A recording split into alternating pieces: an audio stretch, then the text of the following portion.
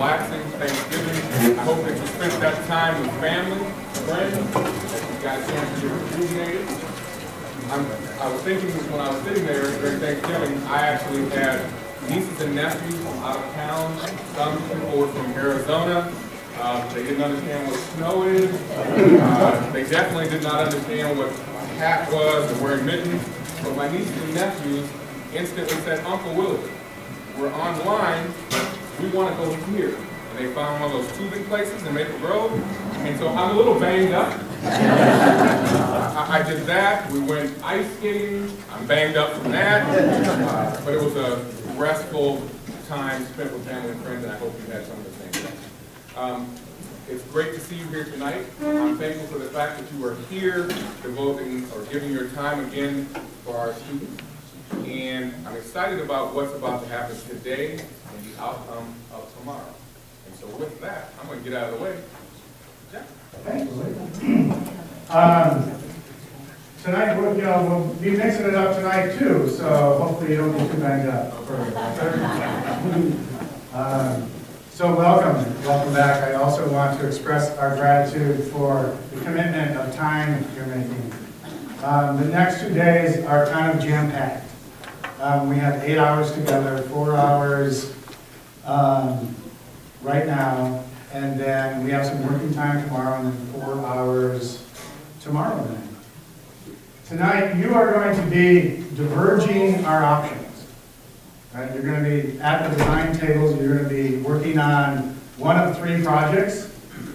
You're going to be working on designing or redesigning tech where it is on its current site. You're going to be working on designing a new tech on a new site. And you're going to be working on redesigning Apollo on this site. So there are 3 design exercises, and there will be 4 tables on each exercise. 12 designs. You'll be presenting those to us at 7 o'clock. So we have a lot of work to do. We have about an hour of setup. It's going to be fun. We have a kit of parts, the program. You're going to expand our choices. You're going to show us what you can do. Show us your creativity. At the end of tonight, we're going to document those designs, and we're going to do a synthesis and try to understand what are the shared ideas from those. And tomorrow at 4, we're going to present to you our best take on each of those projects. And then you're going to react to that. And we're going to develop those. And we're going to have 3 amazing designs for the board's consideration. And they will have prices associated with them at the start of tomorrow. Okay? And then you're going to decide what you would like to recommend to the board. So tomorrow is about converging and deciding. The tough thing about design is you're going to have lots of great ideas, tons of great ideas. The toughest thing about design is you have to choose one and let other really great ideas go, right? Because only one thing gets built, or you can't afford to do several, right? So we're going to iterate and explore choices tonight. We're going to choose tomorrow. Any questions on that process? Cool. We collected, the thing we collected from Dan, he's done a lot of thinking about it, so he has some ideas, and that is what he's shown there. There are some choices that will help in that exercise, and maybe Dan, if Dan wants to work on that on his table with his peers, that might be a good choice. So, purpose. I'm just going to very quickly review. This is our purpose. Our overall purpose is to co-create a clear and compelling vision of the future for St. Cloud area high school learners and to align the educational programs and physical design of facilities with this vision. This is a big task. And we thank you for taking this on. This is where we are, right? This is our 3rd session. Number 3, what's possible? We're looking at what's possible. We'll worry about tomorrow. Tomorrow's synthesis and recommendation. So we're exploring, we're expanding. This is our agenda. This is what we're doing tonight. I put it in linear form because Meg needs it. And I need it tonight to be linear, because we need to get to that design exercise at no later than 5 o'clock. Okay, so everybody watch time. We want to be on at 5. We're behind already because we start late. We'll see if we can pick it up. So we're going to reflect on the tours. We're going to review the first workshops. We did a lot of processing last time with the dots, and there's some cool results we're wanting to see. So we sort of packaged that. That's that big priorities. Remember that exercise? We had the dots, and that was kind of fun. But we've got that kind of in a package. Then we're going to tour some historic high school precedents, because that came up in the tours.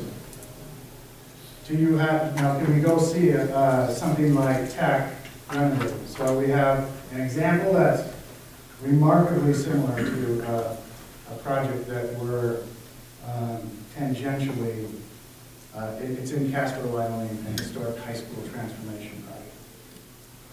Really, really close.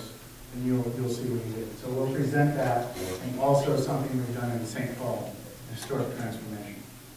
Because you need to know that something can be done at the existing high school. That's pretty cool. Then we got, it's called Think Outside the Box. Right? That's our design exercise. We branded it that, and it's a really fun exercise. We'll have fun. And then presentations and next steps. Okay, we're going to ask you to keep your presentations to under 10 minutes, so like 5 minutes apiece. The big ideas, you're presenting the big ideas. We'll take pictures. Sometimes we wander around, but we'll take pictures, present it here, and your team will present it. So you're thinking about that as you're working. So, since we have last met, you have done some touring. And you visited, let's just stand up. If you went to Alex, stand up. And we want to do this visually so that you didn't go. Can you get a reference point? You can ask them questions. Okay, you can sit. You went to Alex.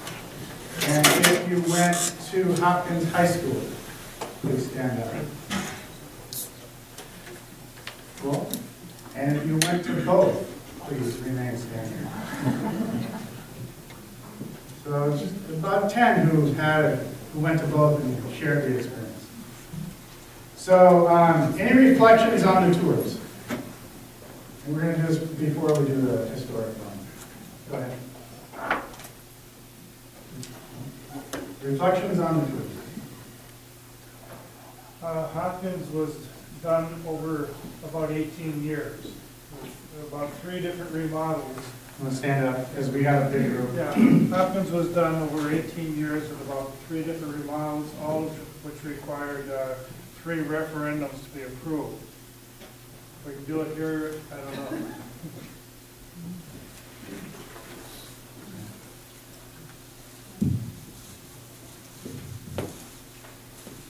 David, how did you feel about it? I would do that. Other reflections on the tour?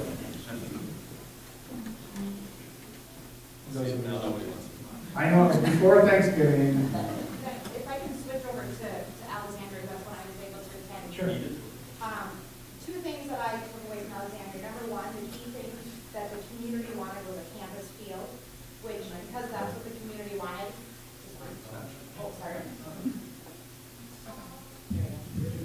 Okay, Alexandria's community wanted a campus feel, which then prompted Alexandria to vacate their current facility and build in an exterior site. Number 2, what Alexandria did, which I think was very important, is they sold their old high school to an independent person and took that off the table for conversation of the community to talk about. So depending on whatever choice we end up choosing, Alexandria had some great things that they did that we could model after if that would be the route we end up going.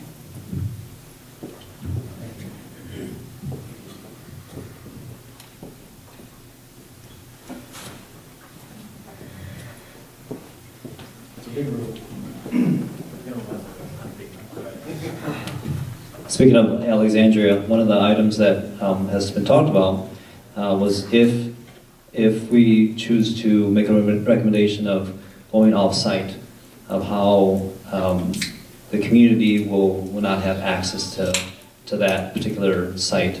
Well, Alexandria, the way that they structured it is the community, although it's physically not in town, they are doing it in a way where the businesses have come into the school. And so the partnership is still there, and it's very obvious partnership. I think $10 million is what the businesses have donated to the school and equipment. Yeah. Tons of equipment.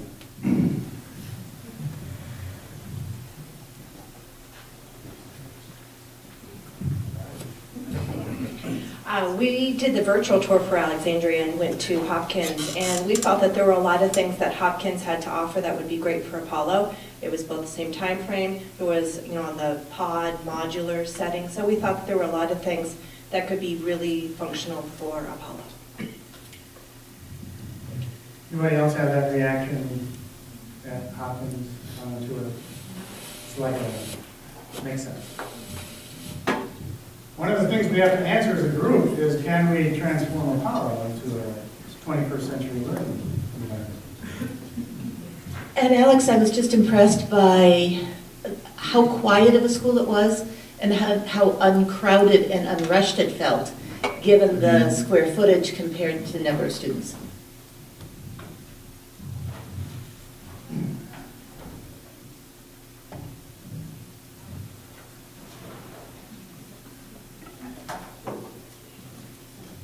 I thought at Hopkins it was, for all the stages of construction it's been through, it felt pretty seamless and it flowed really well. I thought the student traffic moved well, and there was a lot of access to resources for students. It seemed like there were a lot of computer stations. I really liked their library area. Thought it worked well.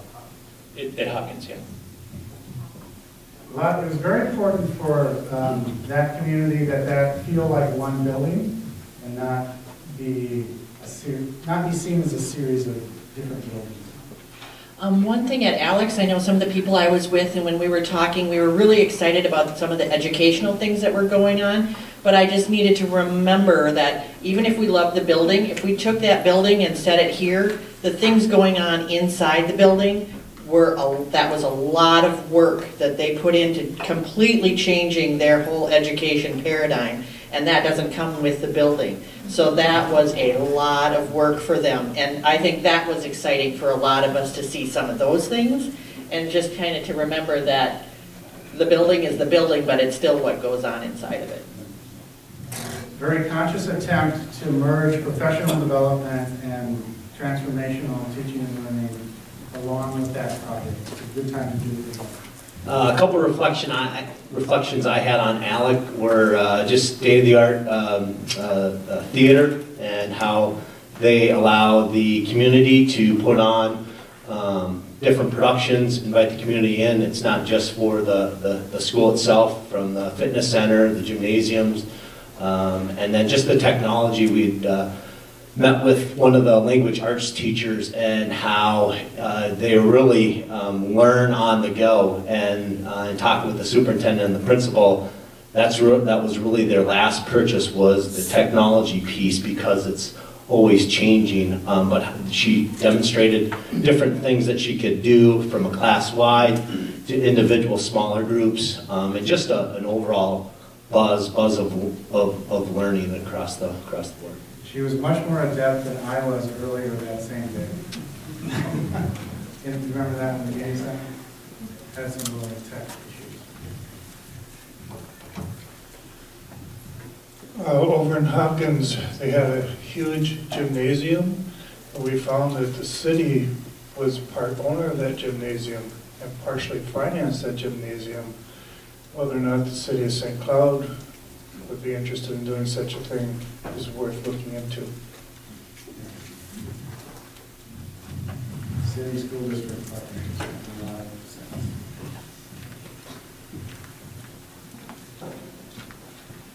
Can I make an observation? Yes, you may.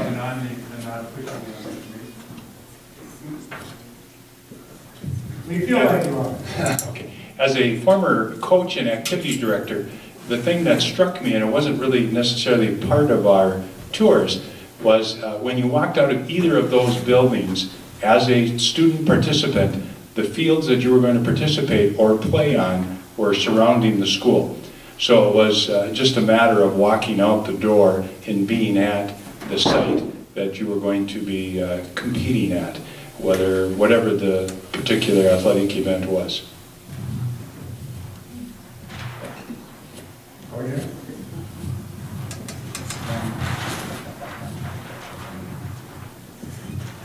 I thought it was kind of interesting, neither Hopkins or Alexandria had a pool.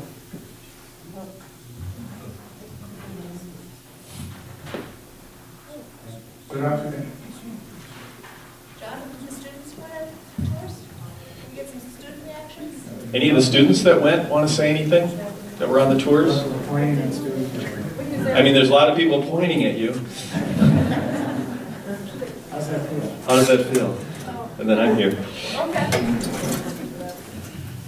I went on the Alexandria tour, and it was just really interesting how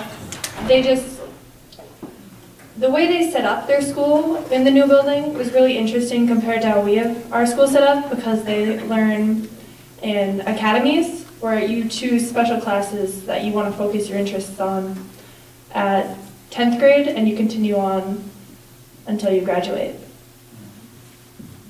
Thank you. Career academies.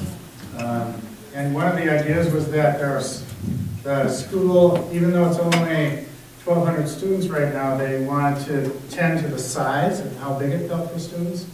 So breaking 1,200 into 4 academies so that there's always a smaller experience to be had. I went on the Hopkins tour, and my son goes there, so I was able to pick up some of his artwork while I was there. But there are some considerations for safety of students as the way when you come into the building. I thought was really good. And I know over the years they've made some efforts in making sure that all areas where students come into the building on the bus loop or being dropped off is welcoming to the students.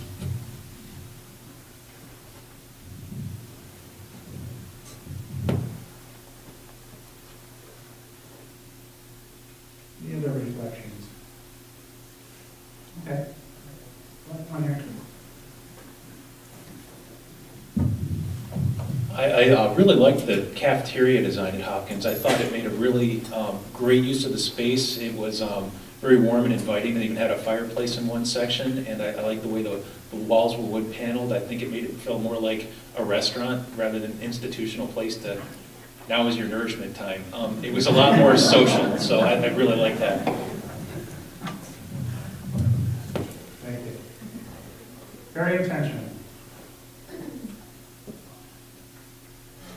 Okay, I think those, we'll carry those forward. Thank you for that. Let's review, because time's ticking. Time's ticking. Highest hopes. By the way, is anybody, these are, everything I think is on the website. Sort of the documentation is on the website now. This is the Wordle that we did from the highest hopes. Someone mentioned, by the way, that they saw the video for Alex, the little 2 and 3 minute video. How many people have seen that? Okay, so awesome. So you know where to find it. This is your mission. This is the school district's mission, which we want to always ground our work in, right? Grounding our work in this, engaging, empowering, inspiring learners, in partnership with the surrounding community. Core values: equitable access, multiple and differing perspectives contribute to informed decision-making and learning. Just wanted to highlight that one. We all benefit when communities work together toward common goals. The greatest level of individual success is achieved through shared ownership by the individual families, schools, and communities. So this is a great opportunity to demonstrate that. Design parameters, we'll go through this again right before the design exercise, but this is sort of criteria that as a design team we need to meet this criteria.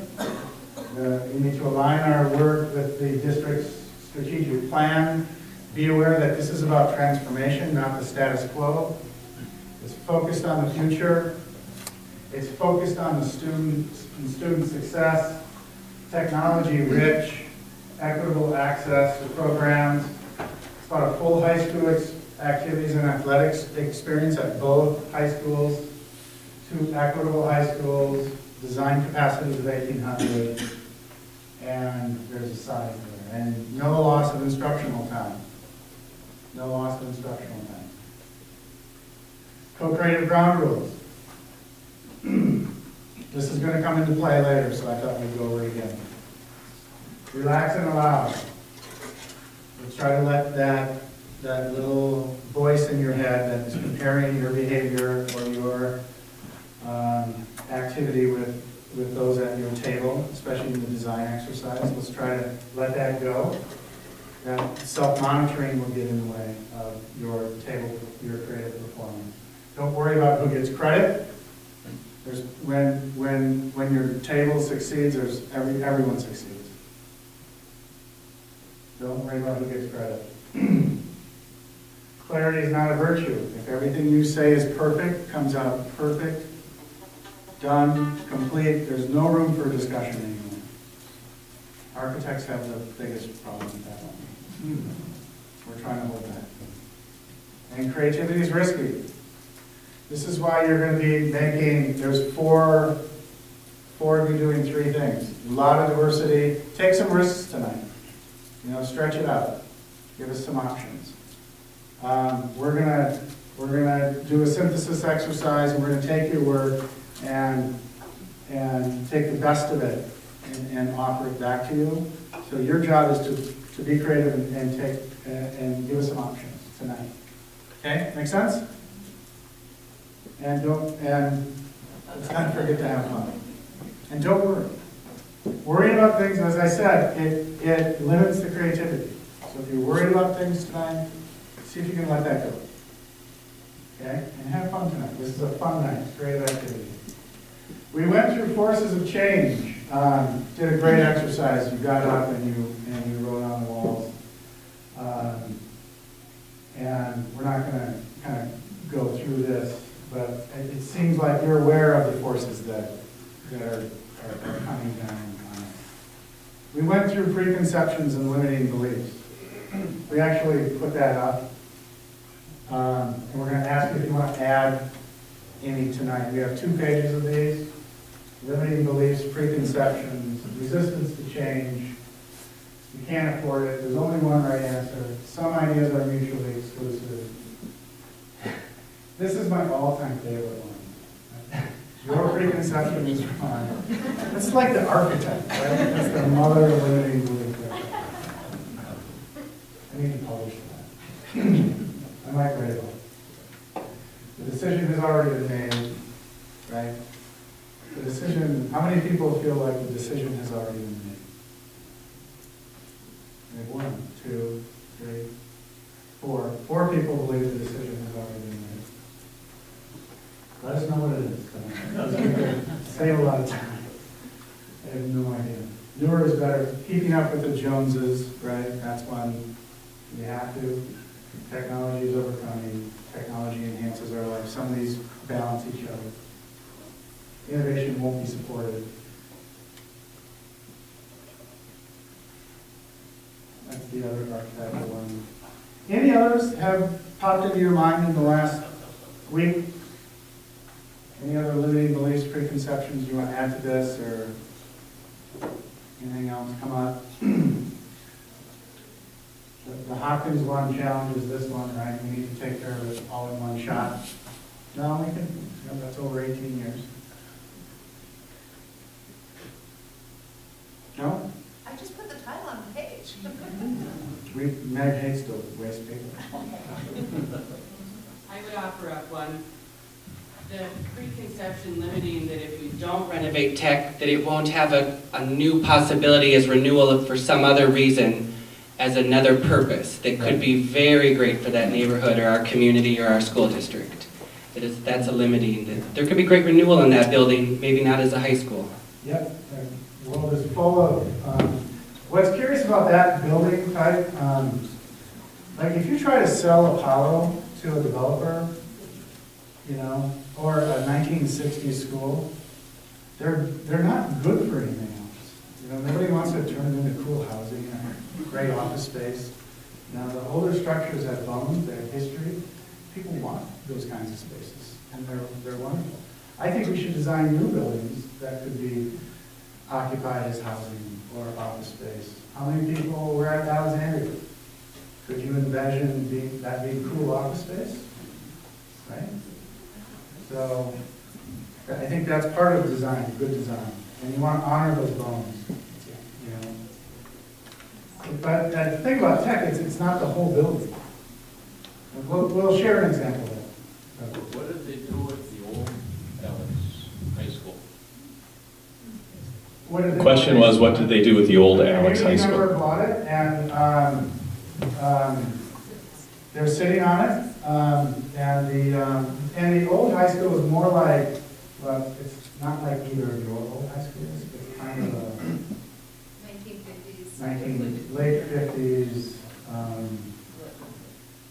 And it's, yeah, it's a little one-story. There's a two-story portion. It's right next to the community center, or the community college and the hospital. So it's a valuable piece of land. It's a really valuable piece of land. What's great about tech also is the adjacency to the park. You know, and that park is, you know, this is like an awesome site. You know, and Alex wasn't really like that, although it had a lot of green space. So it was a park in the middle of the city. So let's keep going. Are there any others? Scanning.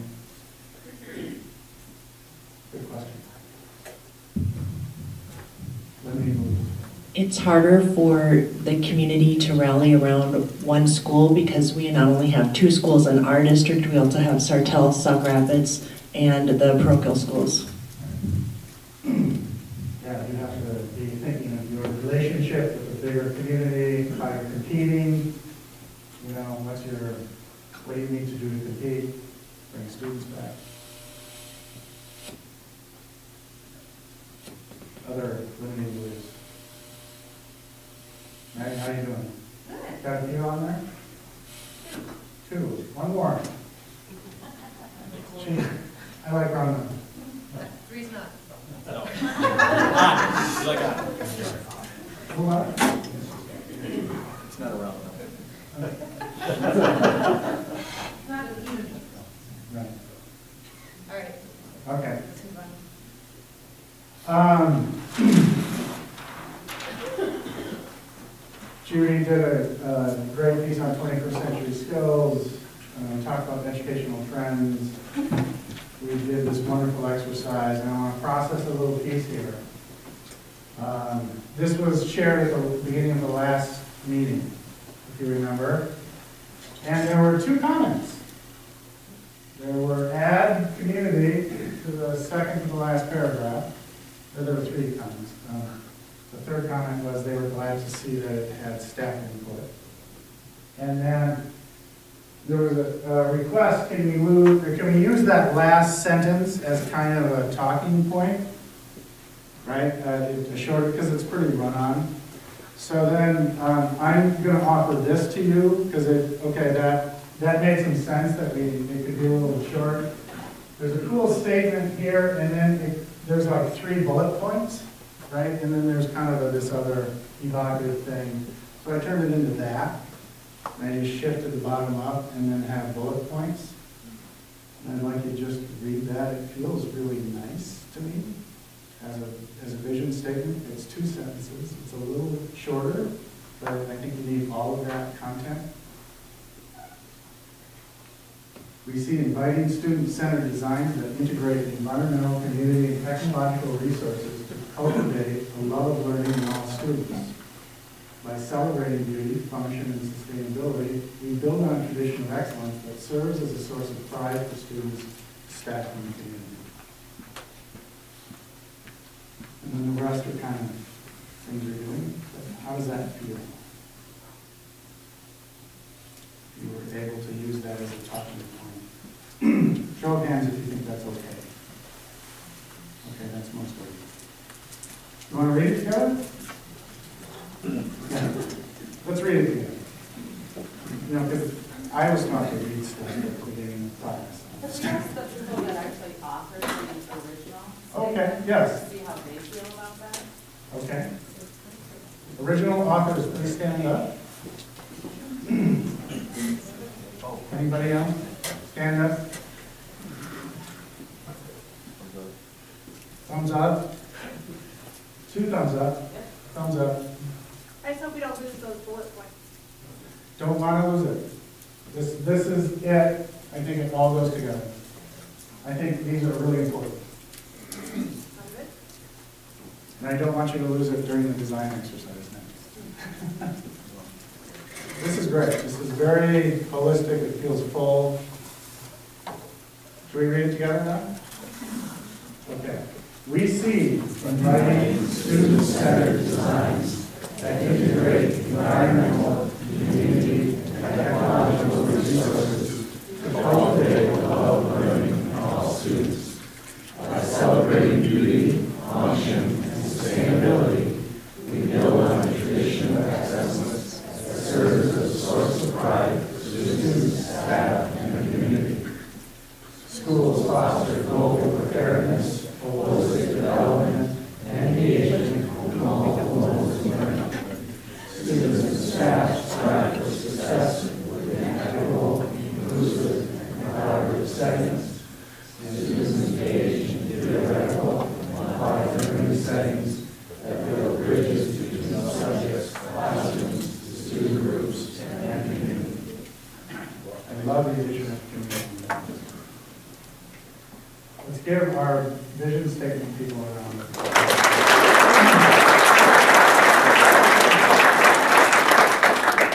That's what we're going to create.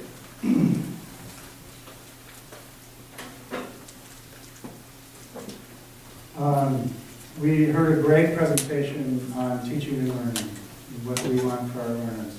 That was chock full of great information about the initiatives that the district has underway around changes in teaching and learning curriculum, what they know. I think that's on the website. We did a piece on utilization and scheduling of space. We went through that together. I'm going to skip through that. This is the data behind that. You may want to skip through that. We shared the sites, right? This is, we did a quick review of the sites. Tech High School is right here. This is its site, but it has a broader site, broader connection. When you look in closer, Lake George, Tech High School, student parking is here, the playfields. I think you know the sites. This is the parking lot, the famous parking diagram. Love it. And then Apollo High School and its site diagram. Now, we have printouts over here at the aerial view at 1 inch equals 100. You're going to be working on these 2 pieces of, you're going to be working on this site, and you're going to be working on this site in just a bit. You're also going to be working on 2 new sites, which we'll share after our break. So, because we have to, our other job is to create an option for a new tech built on a new site. We'll share that in a bit. We did empathy walks at both Apollo and Tech, right? And we asked you, we had this whole exercise around how does it align with our vision? Because at that point you had created a vision statement, you kind of knew what you wanted. And you did this aligned piece, misaligned, Apollo, aligned, misaligned. Elaborate. We had this sorting exercise, which was kind of fun. The closet organizers got out there and really helped us. You know who you are. And then we asked you to prioritize what's in, what do we want to keep. Whenever you change something, it's important to understand what you want to keep. So we asked you to prioritize. what's working, kind of what's working, what's not working, and what's aligned with the vision, what's misaligned. And there were a lot of that. And I think it was noted at this point that there's kind of this conflict. Let's look at that right now. And so we're going to look at tech first, and then we'll look at Apollo. And this is part now of the instructions. This is I want you to think about this as instructions. If you're going to be designing tech in a half an hour, think about this, because this is the design challenge, right? What's aligned, working, keep, celebrate? What's working is the connection to the surrounding community downtown. That's working. Lots of natural light. There's a perception that there's lots of natural light. I think, I'm not sure where, but probably the 3-story classroom building, because there's big chunks that aren't. Yeah. The historic architecture, right? 14 dollars. And celebrate craft.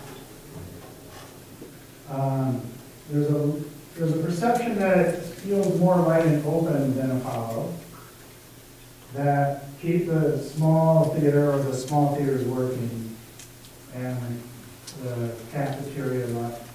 Anything under 5 dots, I wouldn't, those aren't big priorities. The connection, right, the site is what seems to be valued, and the building tunnel. Misaligned, landlocked, so parking, athletics, no room to grow, an outdated building, poor accessibility, the learning areas are not logically organized, claustrophobic and confusing hallways, small classrooms, the parking plan, and it's hard to find the entry, there's no grand entry for public access. So when you're working on tech, this is what you need to solve. While acknowledging this, right? The connection to the community is really important for tech. That's really, you gotta solve that in either one. So if you're working on a new tech, on a new site, this is what you gotta keep. And if you're working on, and maybe not literally, but that is a really important part. And then this is what you need to fix.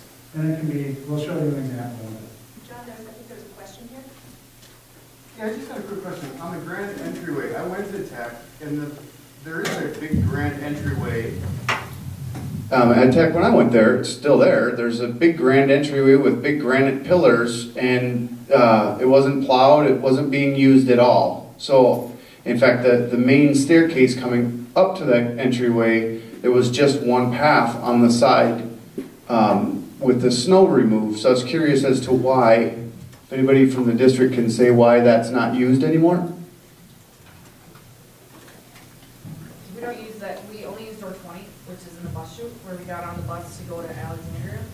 Yeah. For safety reasons, because that's where all the kids come in. At Tech, currently we only use door 19 and 20 for entrance because we're able to control the flow of traffic through the building better. And that's where the buses come, right down the bus chute. Kids can come off the bus, come right in the building. We don't, for whatever reason, we don't plow that side, simply probably because it's locked during the day. Kids can exit through door 1, which is on the south end of the building, and we do have access to door 4, which is right by the cafeteria, and also door 6, which is down right below the cafeteria. But outside of that, we just don't use that because safety reasons during the school day, everybody comes in and out door 19 and 20. So design is a fun, you can fix the issue. I think the issue to fix is that. So Hopkins had that same issue, and that was part of its design solution. If you went to Hopkins, did anyone have trouble finding the front door? Or Alex? Alex was pretty obvious. Anyway, so we don't want to solve anything right now. It's just, this is the results of the dot exercise. We don't want to argue with the dots. It's just what happened. Is it possible for someone, one of the 76 dots, to explain connection to the surrounding community downtown in Lake George? Is it students end of the school day, or is it that the community loves to come into the building and do stuff, or I don't understand. I don't live in downtown, I apologize. I ice skate at Lake George, but I don't understand what that connection is. Well, I think there's been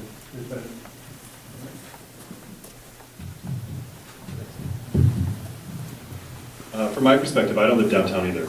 I live southeast. But from my perspective, the city's kind of had a very big push to renovate the downtown.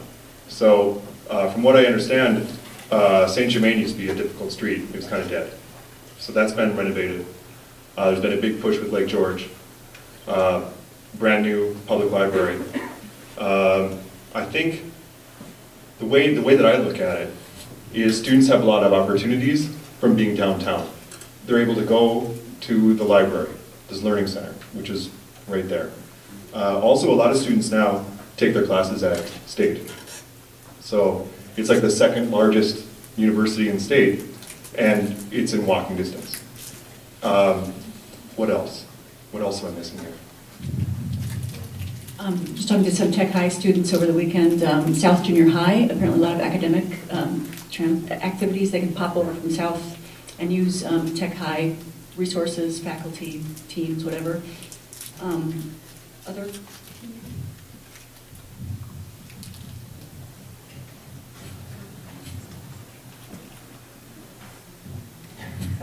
My comment would be that we emphasize the word community, and we talk about the school to be the community to be able to go into the school and use the facilities, and the community to be able to bring the students out and do things. So by utilizing Lake George look at that Wednesday night in the summertime, that is overfilled, and that could be an even bigger production if we had additional space to be using. So that's where the connection between the community of Lake George and then the high school also, and using that as a facility for the community for all functions.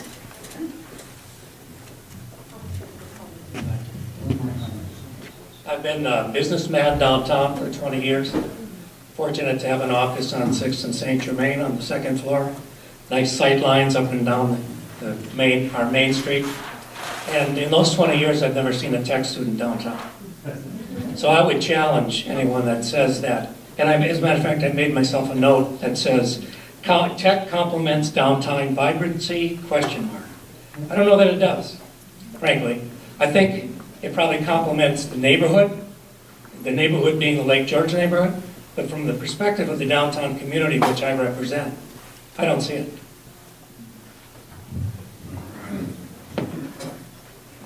We're going to get a few more comments.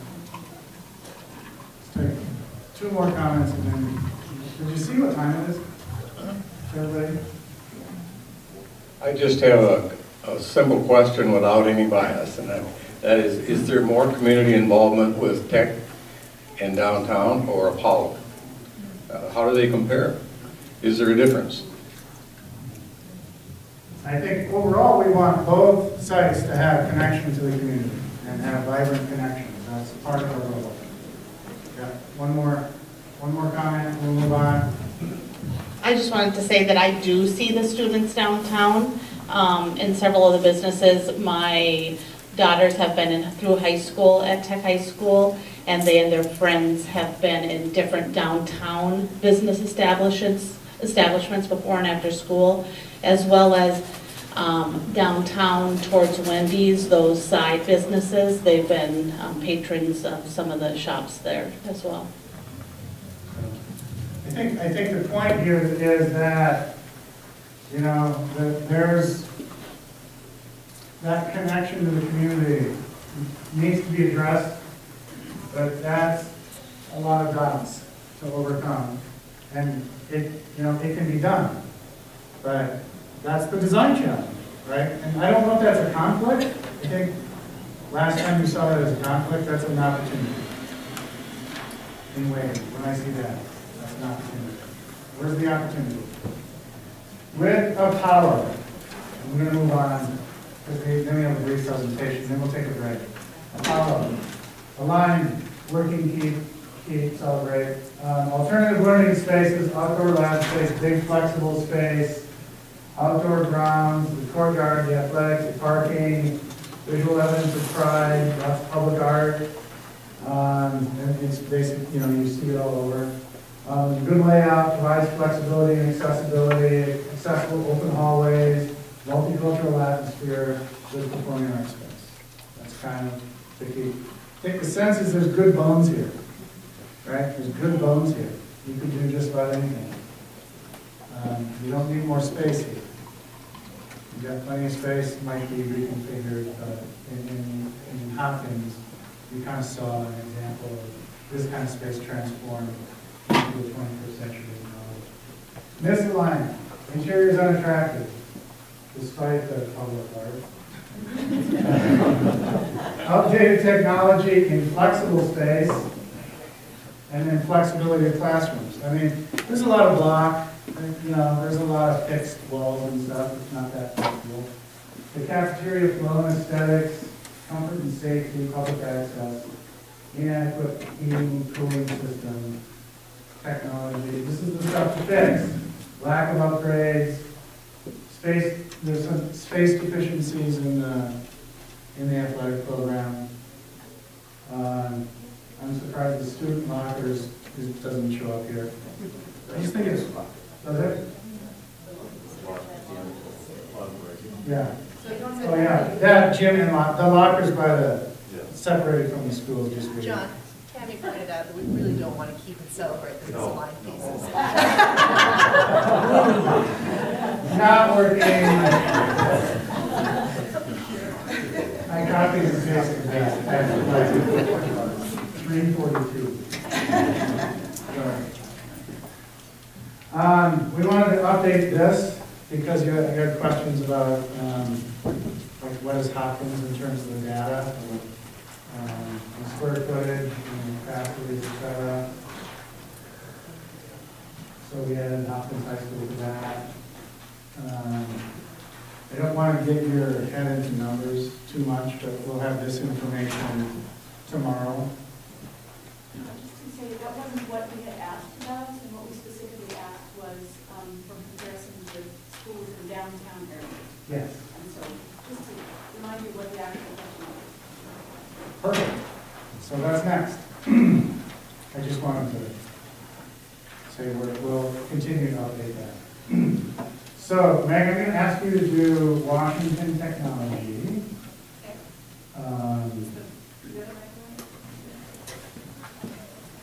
And then we're going to give you 2 examples of historic transformation, okay, in urban areas. The first one is in St. Paul, Minnesota, the second one in Casper, Wyoming. I'll do that. So Washington Technology Magnet Middle School is actually now called Wellstone in the St. Paul district. This was a project we worked on probably about 2006. This was built as a high school. It's landlocked and in the community. John? So one of the criteria in doing the work at the school was it had to remain in session. It was a building, when we came to it, it had 17 different levels. It was not accessible. You came in the front door and you came into stairs going up and stairs going down, and the office on the second level way over here. We, in fact, lost our engineers in the basement of this building. It wasn't designed. So what you see here is the center of the building during construction. The kids are in the classrooms around this side. John? So I talked about how you entered the building. This was essentially the main kind of thing you saw as you came into the building. And this probably looks like many buildings of this era. Again, the construction. And the program here was a technology arts magnet middle school. Now it's an elementary. Okay, so what we did was we pulled out the center of the building with all its different levels, and we created this atrium. This is a 3-story atrium. It's kind of the heart of the school. It provides spaces that we couldn't have in the other parts of the school. So bigger classrooms, lots of technology. This was a kind of an internet area for the kids just to work casually. Can you go back one? Yeah. This picture is taken at the same place this picture is. Okay, now you can go forward. This is the media center that was added on the 3rd level. Again, daylit. I don't know how many slides they have here, John. Okay. Any questions? Yeah, I do. So you just took out the middle section with that first slide that we saw? So, yeah, the question is, did we just take out the middle section? As with any project, there was a budget. Did we renovate all the classrooms in the building? No. A lot of them had good daylighting. They had, they were good classrooms. But what this school didn't have were the spaces like these that provided larger spaces for students. Does that answer it? So just that center section? For the most part, it was just the center section, yes. Yes.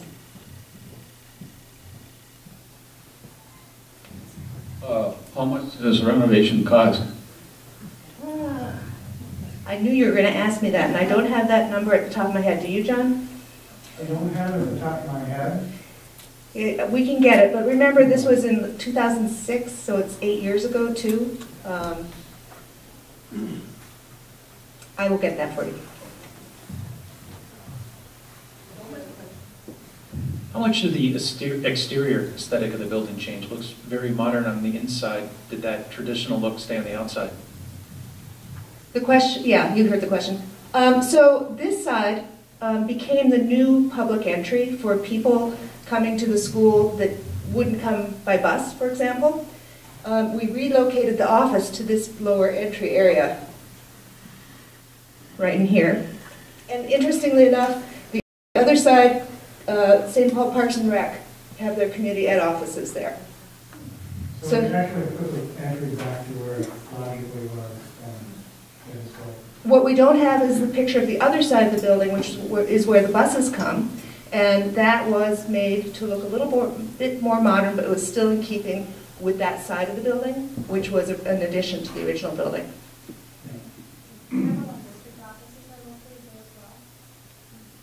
Excuse me?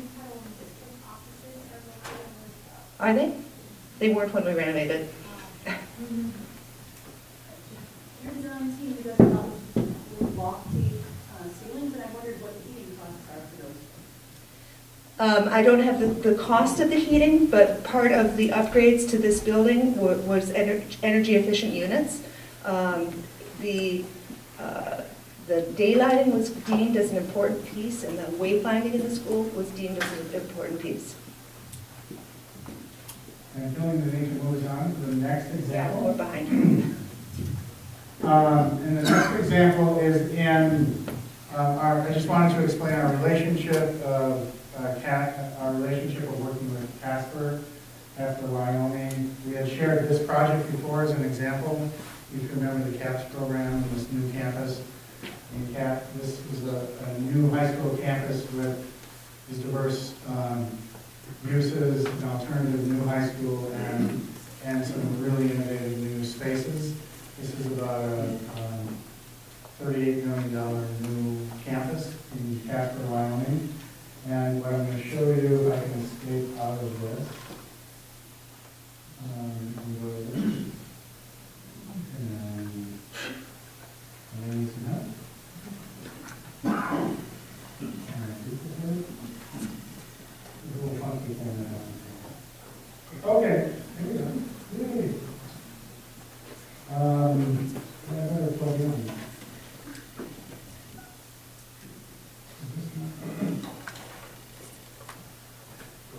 Okay, can you find that where to find it? So, I'm going to turn this on. And it's just going to rotate around. I'm just going to pause it while I talk for a second. And I'm actually going to go up here. This is Natrona High School. It for saying it. It's on the National Historic Register of High Schools. It's one of Wyoming's finest examples of historic architecture, and it's a beloved state building. It is in its glory. It originally was a U-shaped building. Do you see that shape? It's a 3-story high school, and there's a basement. There is a tower and a theater that is there. Inside, it is gilded and historic, and I mean, it really is a thing of beauty. When you go inside Tech, there's no, it's like the history was taken out at some point. You know, it looks like a 70s thing. It's really interesting to me. This is really, it's something to be restored and cherished by the state and the community. It was Wyoming's first high school, exactly. So it has this whole kind of state thing going on. Before this transformation, this is under construction now. From here to this stadium was filled with other buildings.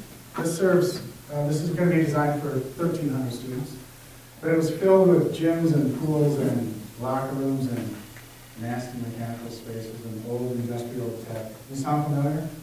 Just like, ugh. That was just kind of lopped off, and a new addition that completed the U and made a new courtyard, and then the site was completely transformed. So 21st century learning spaces, wrapped the whole thing. These spaces were restored, restored into their kind of former glory. 16 properties were purchased to expand the site to be big enough. I'll hit the play button again, and you'll rotate around and you'll see field. There's a full stadium. There was a street and houses purchased to create the parking all along the back. This element you see, pay attention to that in the video. That's a field house that was built for flex temporary classroom space. So they wanted a field house program. So they built a field house, and then they have temporary classrooms because they can't transform it. They had to move kids in there to hold classes while the renovation and addition. Because a lot of the school was torn down. They just saved, the history part, the original piece. Again, 16 properties on 3 sides of the site were added.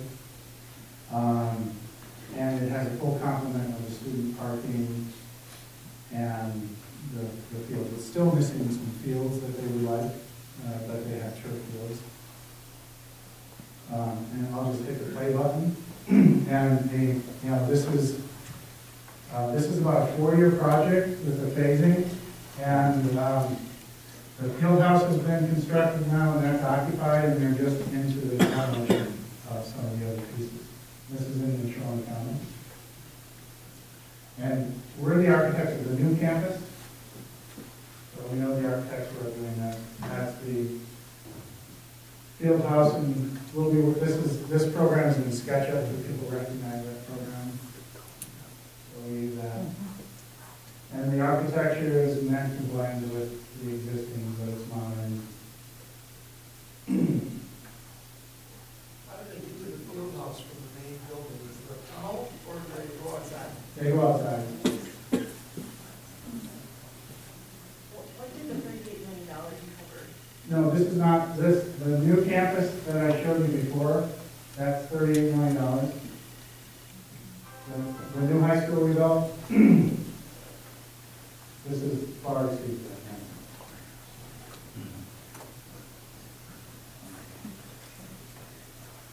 So when you think about it, this has phasing. I mean, it's covering the ground with phasing. It's extremely costly.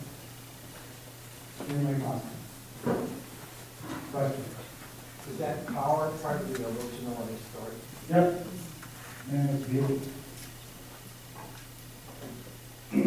You can look it up. How many acres is this campus? It got pretty big. I think it's right around 40 now. But they bought 16 properties.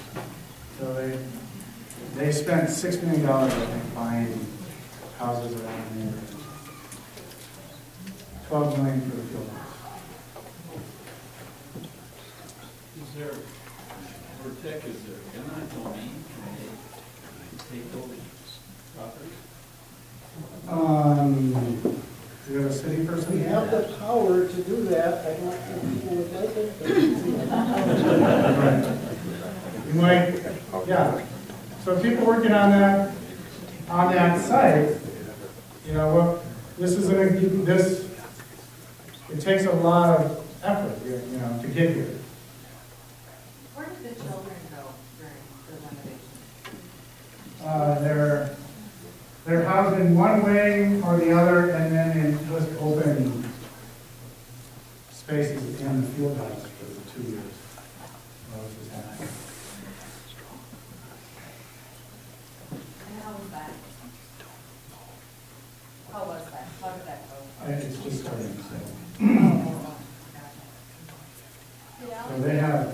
Did Alexandria or the remodel school do surveys after the new construction or after the remodeling? Did they actually do surveys to get some data on how the community students and staff responded to the changes? Do we have survey results from any of the other schools that we're looking at? I don't, you know, not specifically. I think if you ask, were you on the tour, Alex? Did you ask? I was, and I saw the virtual. I was just curious if surveys were done after the new construction in Alexandria to just get the feedback from, again, community students, staff, just to get the feedback after the changes to see if there's any that. Yeah, we have very positive results at Alex. I don't have access to that. I know the district does though. Just been visiting with the principal at Alex, and one of the assistant principals, he mentioned a number of the people who were against moving out to the new area, once they had the open house and toured it, very much changed their mind. I want to close this part of it. You need to know that something special can happen here, right? You just need to know that. And I want to close this part by and maybe you can just write these numbers down. I know. People are curious. So Alexandria, we're just going to give you some numbers. You know, Alexandria, the new high school that was just completed, has a total project cost of roughly $72 million, and that's for 1,400 students, right? We'll tell you tomorrow. We'll extrapolate, because we have to present pricing to the board tomorrow. I'm just doing something. This is bid what year? And that was bid in 2012. This was bid in 2013.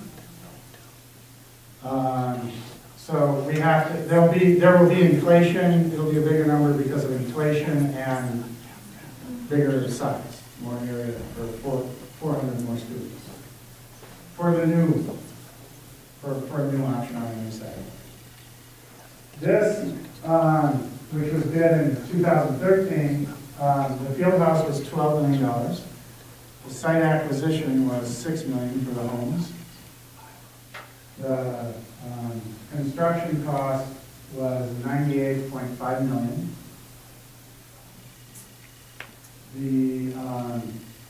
The soft costs, the architectural fees were $12 million, and the other soft costs associated technology furniture were about $8 million. So the total cost for this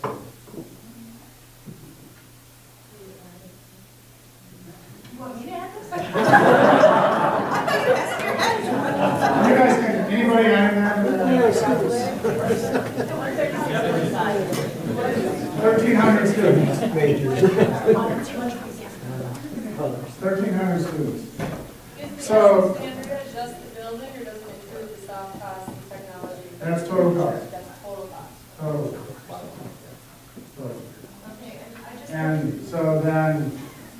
Go ahead. I just looked up the Washington cost, Yeah. and this was a renovation, and it was an addition. The addition was 86,000 square feet roughly. And that was bid in 2006, and it was 15.5 construction element. Yeah. Soft costs, a little over 20 million. Soft costs are like 20% typically of construction. And Hopkins? Oh, yeah. We're really behind. Yeah, we are behind. We are behind. We'll get into numbers tomorrow. We just don't. So, you know, this is over 150 million in, you know, tomorrow's dollars or whatever. But we'll cover that. We don't know what we're going to design. We don't know what yet we're doing at the sites. All we're saying is that this is probably twice as much as a new building. It's kind of what it takes to do this kind of stuff. Okay, we're going to give you a break. Come on back in 7 minutes. 7 minutes! 7 minutes! Take care of yourself. Come on back.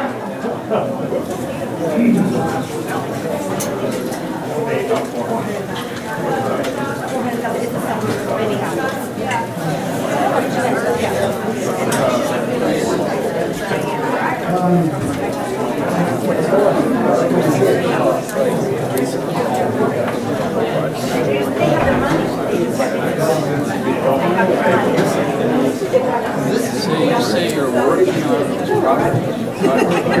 No. I said we have the power. We have the school that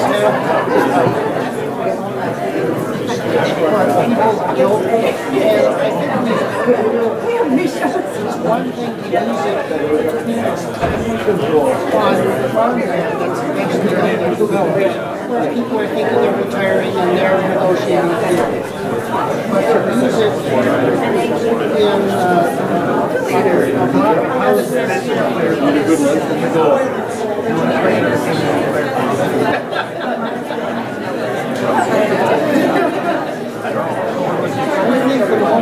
Here's what I think. The moment that we announced that we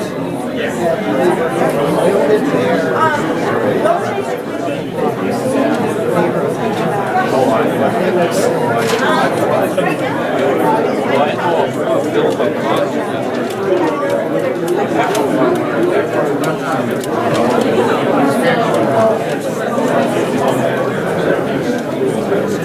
we're sitting here in Soccer, and we did I did the bridge.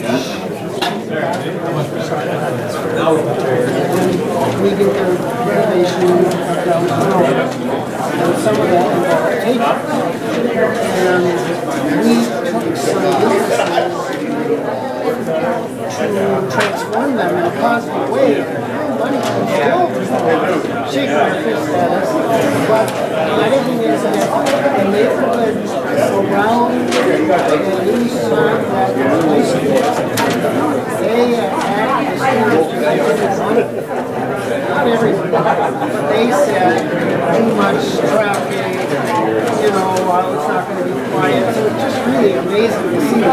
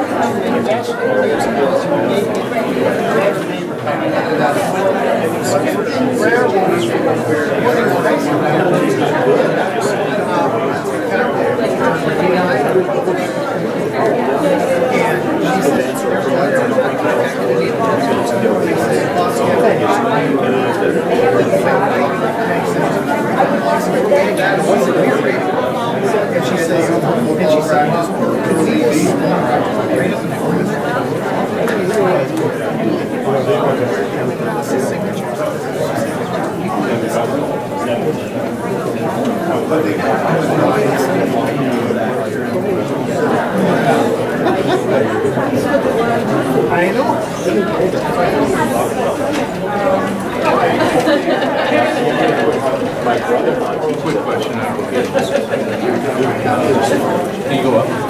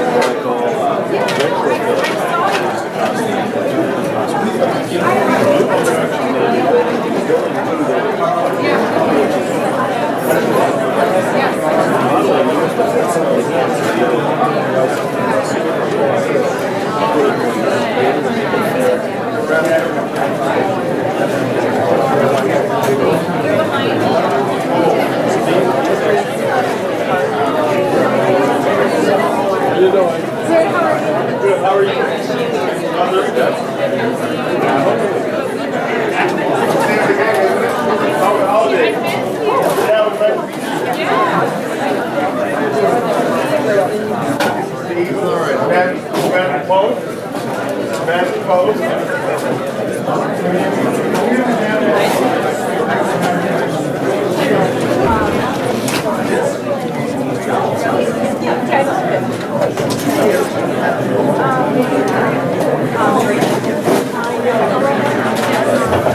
John, turn off your microphone.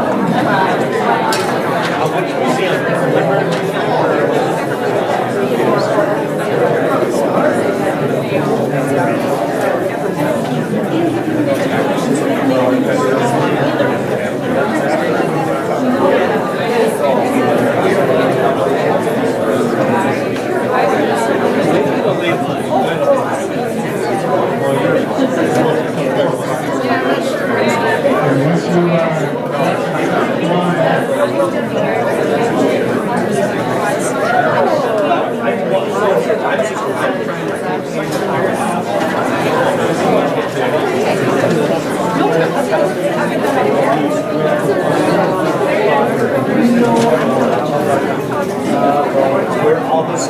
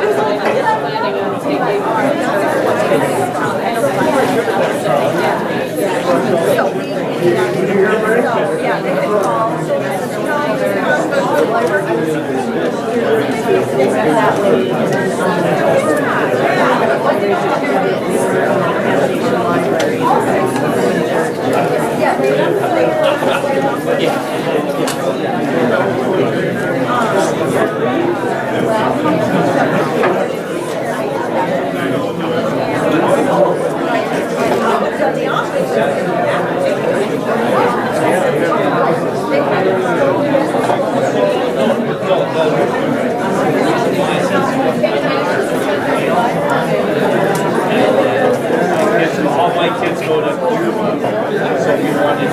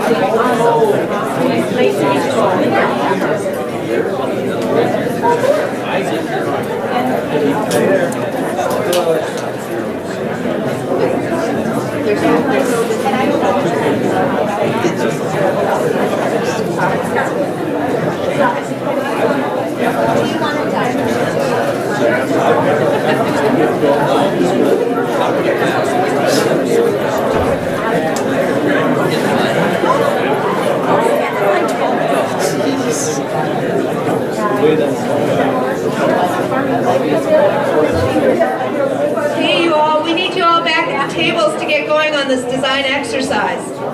John wanted 2 hours, and I'm not going to give it to him.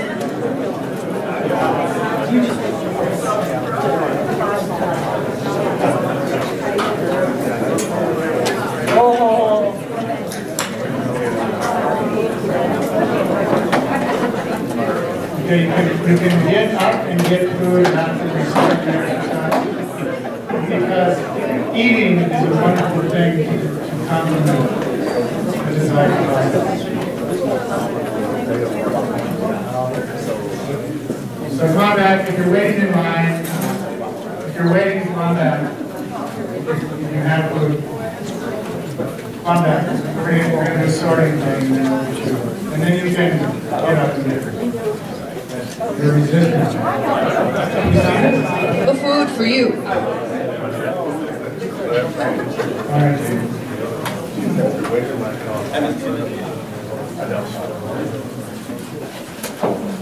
So the deal is, we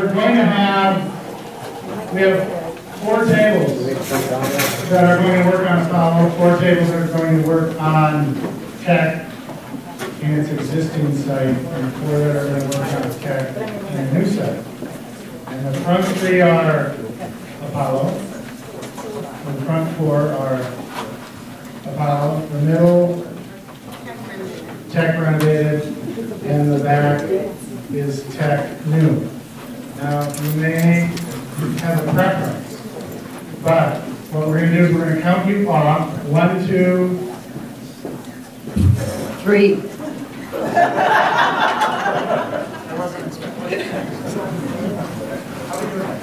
We're going to count everybody off. 1, 2, 3. The Apollo numbers are 1, the tech renovated 2, and don't get near me. And the new will be number 3. If you are assigned to it, if you have a 1, 2, or 3, go to a table. We want 7 to 8 people at each table. I think we have enough people for that. If you don't like your number, which some of you might not like your number, you are able to trade with someone if they're willing to trade with you. Is that acceptable to everybody? Okay. So we're gonna start at table 1.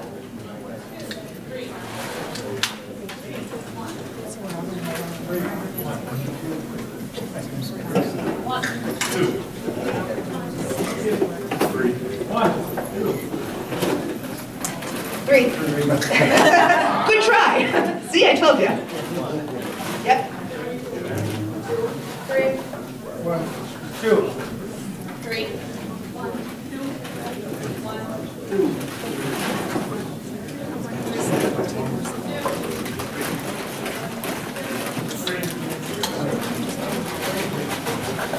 2. In the back. 1, 2. Stand by table hasn't counted yet. 2. Okay, over at this table. 1, 2, 1. Over here. 3. 1, 2, 3. 1, 2, 3, 1. 2. All right. Far back. 3. Yep. 1, 2, 3. 1, 2. Three of us way over there. You 2? Okay, good. Does everybody have a number? Yes. All right, now it's mass confusion.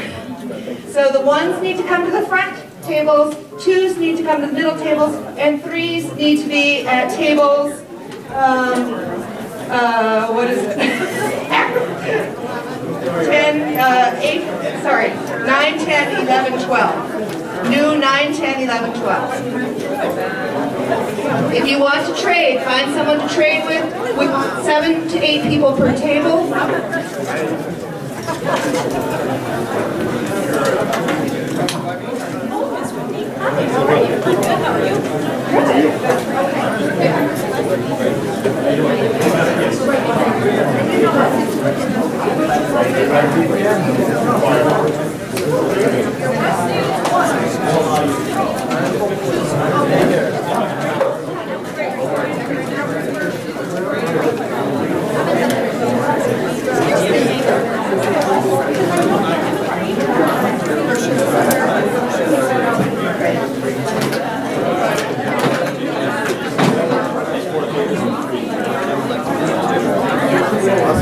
If you have a number other than the number you're sitting at, you must trade with someone to make this work, or we do not have the right number of people at each table.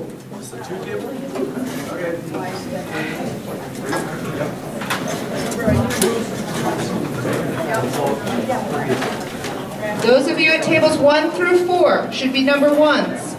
Tables number 5 through 8 are number 2s, and the rest of you are number 3s.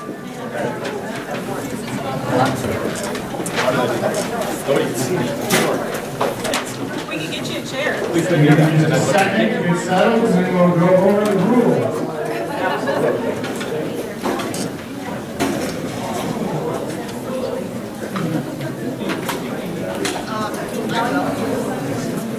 See, some people are unhappy with the This is way complicated.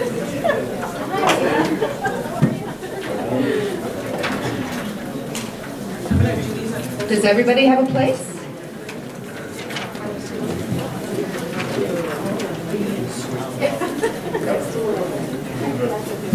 Has all the trading been done? You know, you can offer money for these seats. I'm impressed. You guys are good.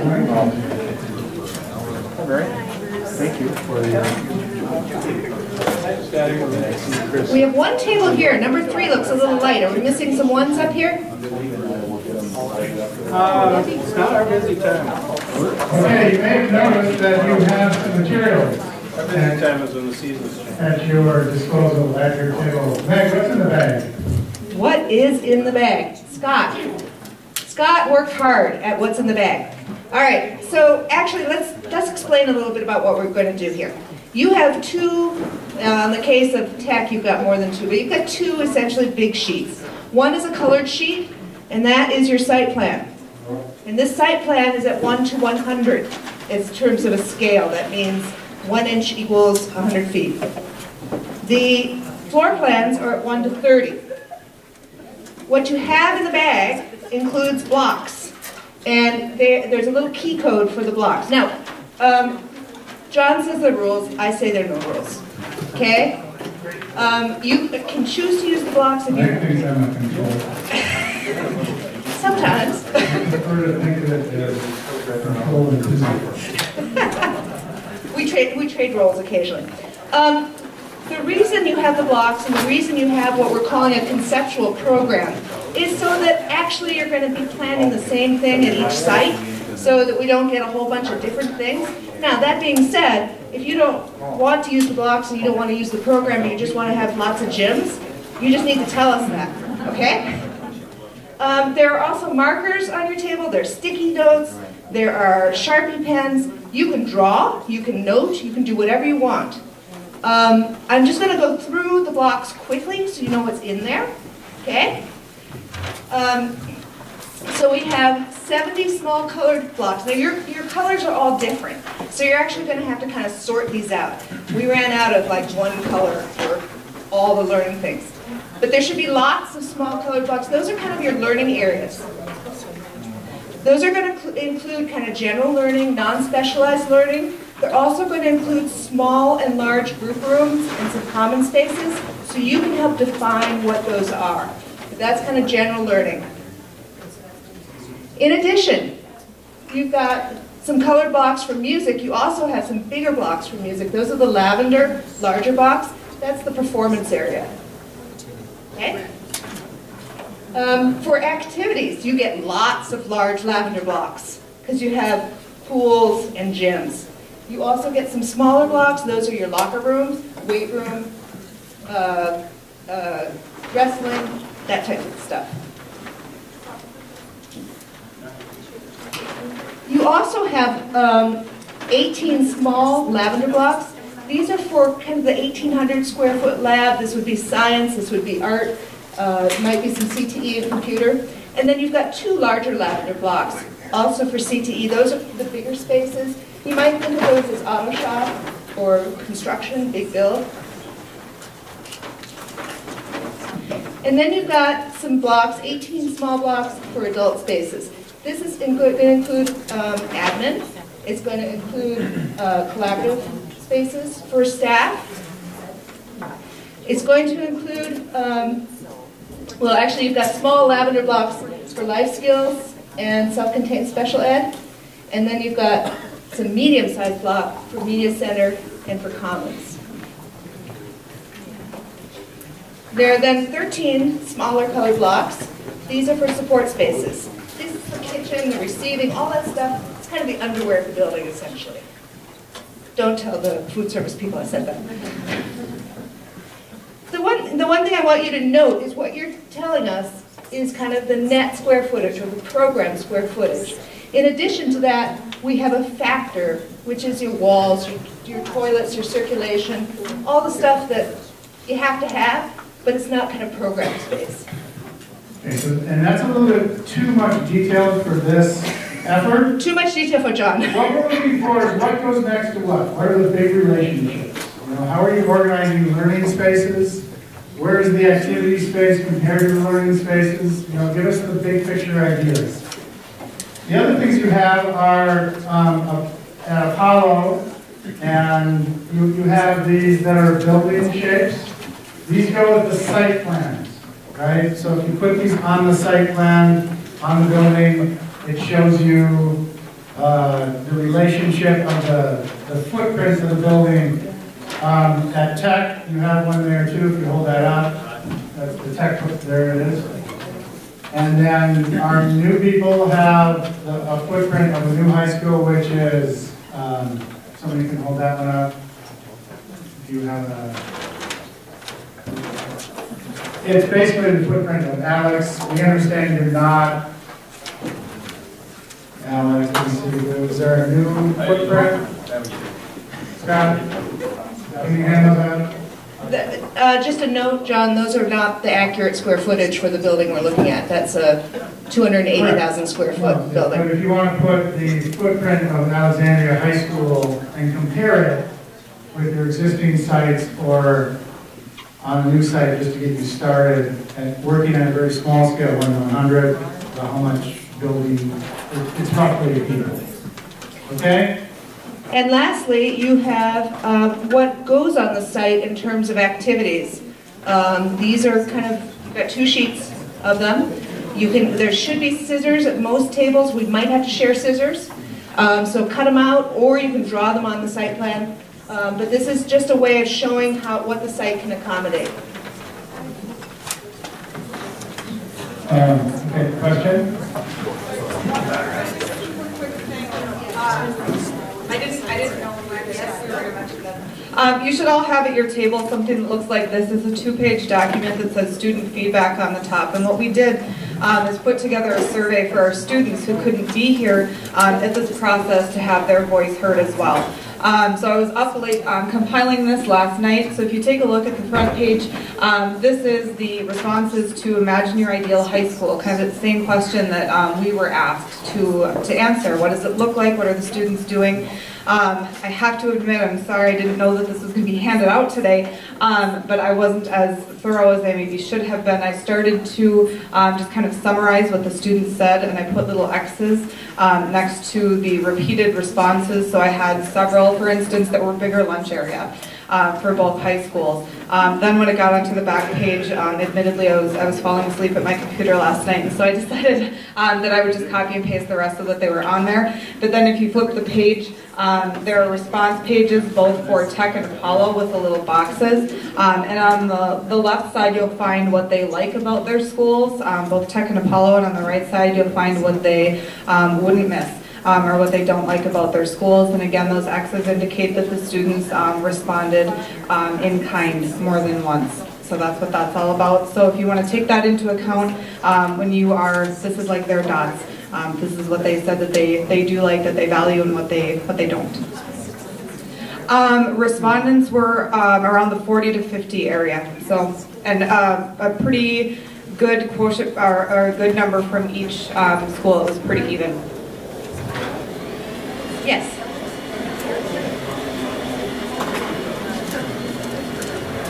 We're going to stay within the borders of the building. The question is, can you stay within the borders of the building? Now, the exercise is called? Think outside the box. So no, you do not need to stay within the borders of the building. You can do whatever you think is appropriate. Right. Or the property. Yeah. So right on the Tech site, how much do you want to use of that site on the existing site? You don't have to stay within your understanding of what makes a great high school. in that location. Now, you've got some resources in the room. Scott, Judy, myself, John, David, Dan, we are all here to help you. So if you have questions, we're going to be walking around and we will be happy to help in any way we can. Dan is going to be, Dan, raise your hand. He's going to be measuring the back tables, the new sites. We have 2 sites that are being explored by the districts, right? So he can take, we need to understand those sites better. He'll be leading you through some of those exercises, what's wetlands, etc. So we're exploring options. We're diverging our choices, and it's going to get messy and loud, but it's going to be a lot of fun. Question here. Okay, we'll come over right there. Ready to go? Have fun. You'll have a good amount of time to do this exercise.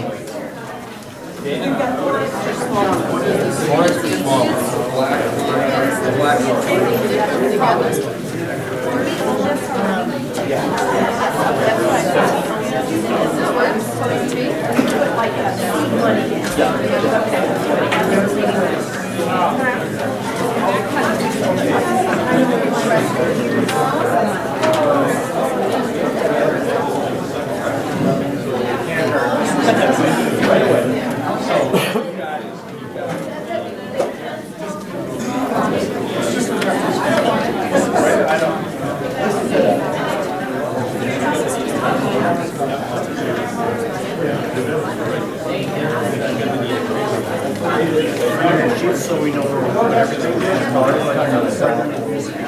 Right, purple. Dark purple, so we know it just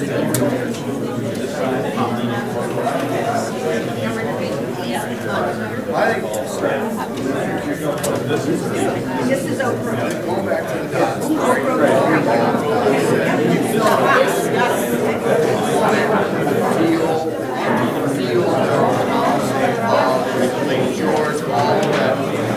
this needs to be fabric.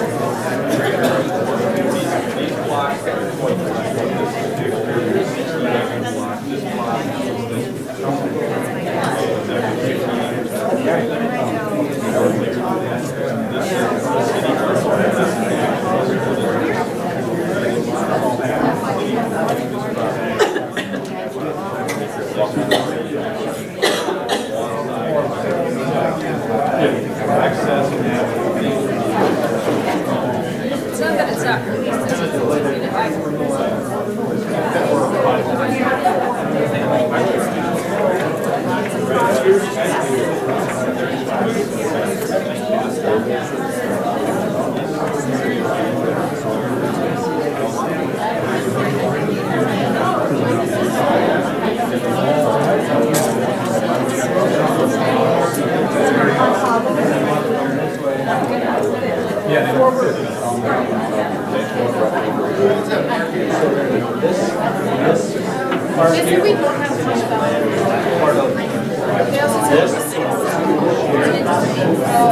These fields, or is it? I think it's more just a general idea of what we want by each other, rather than what that was. And it's all very typical of the gym.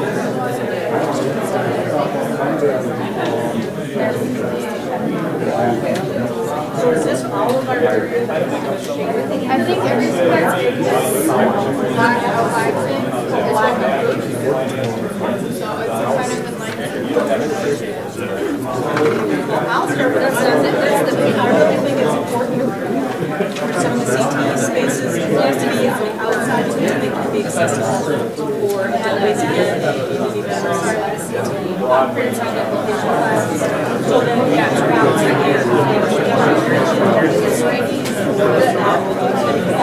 be science-based students. Yeah, exactly. And I think the media center too. And right same thing. So myself, if it's on the outside, then you don't need to have the outside building.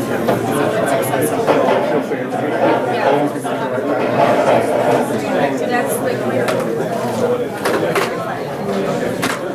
So then you get outside. Just like in the restaurant.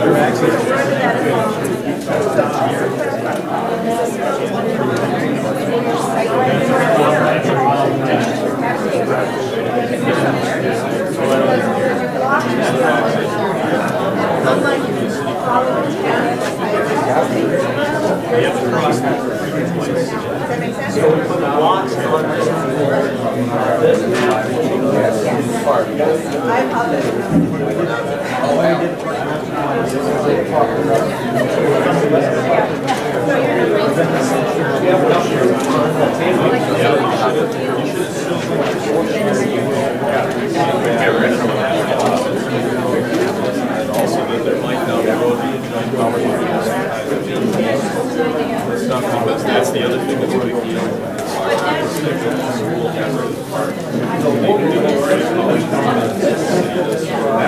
This scale is big, wherever it's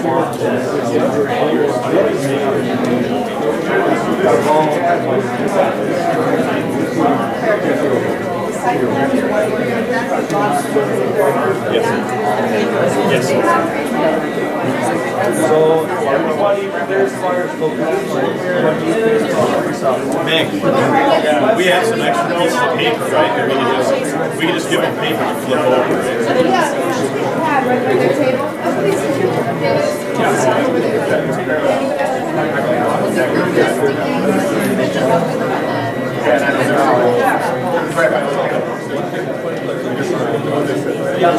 Well, if you're on here, there is a white sign that says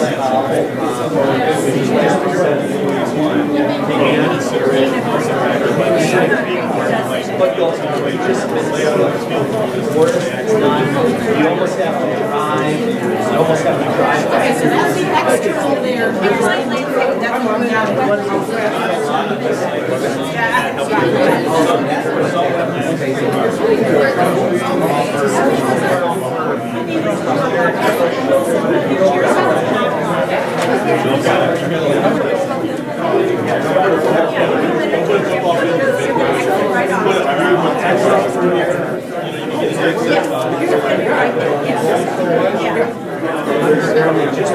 Just put around.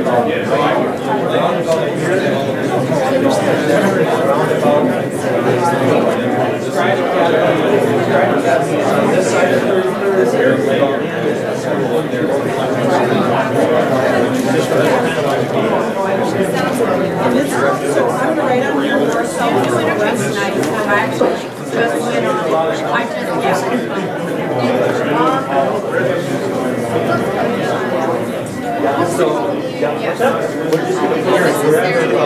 and it gives us an idea. Yes, yes.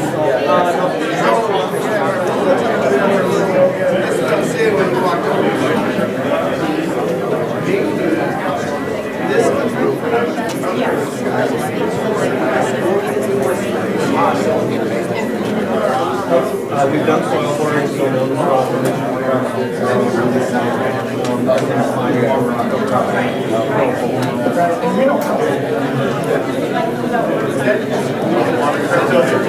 No. We're ready to start with the school. So can we actually show whether we want it like 1 level, 2 levels, like on the steps? So feedback. 1 level, 2 level, 3 level, 4. This could be outside backyard. It's okay. Right, but I look at the triangle. You know, last day brought it across. Got it right there.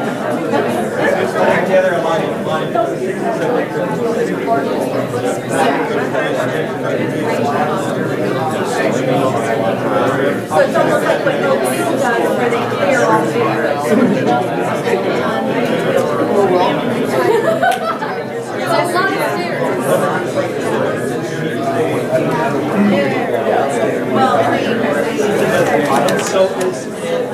Those are fun.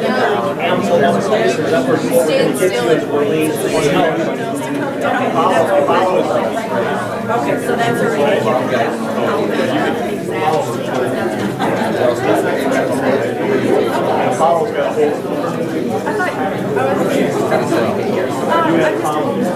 Hey, what's up, girl?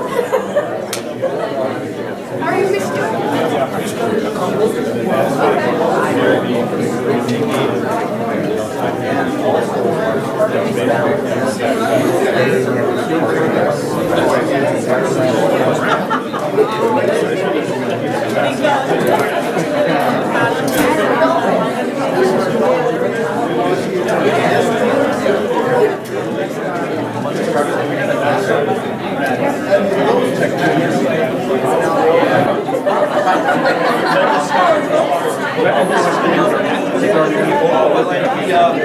Bridgeway, walkway.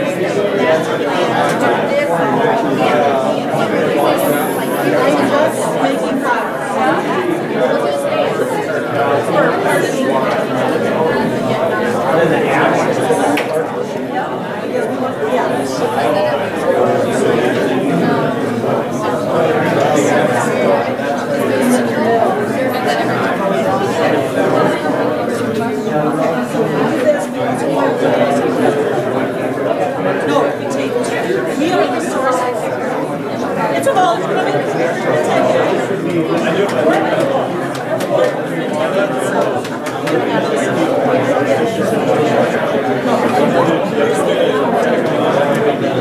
No, because we take some so we put some adult spaces in.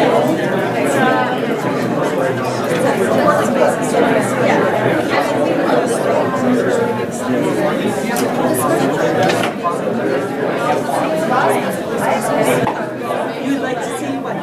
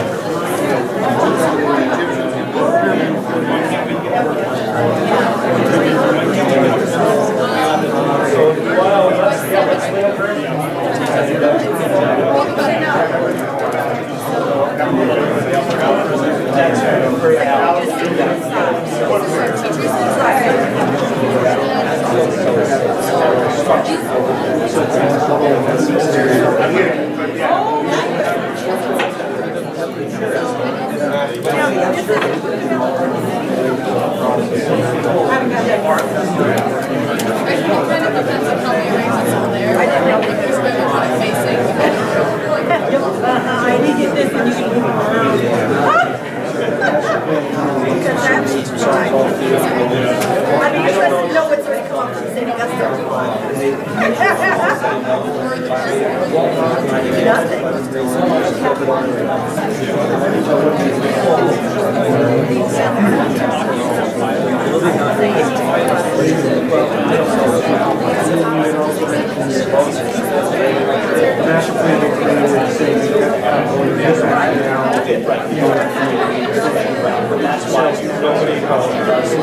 So Wednesday morning is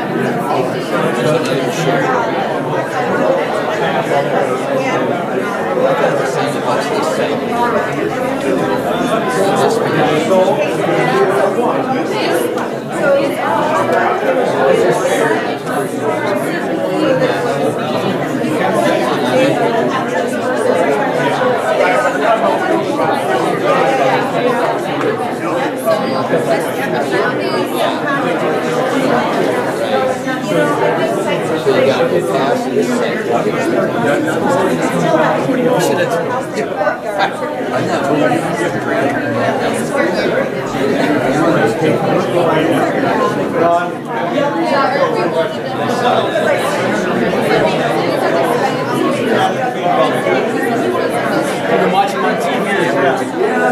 Yeah, basically the main entrance.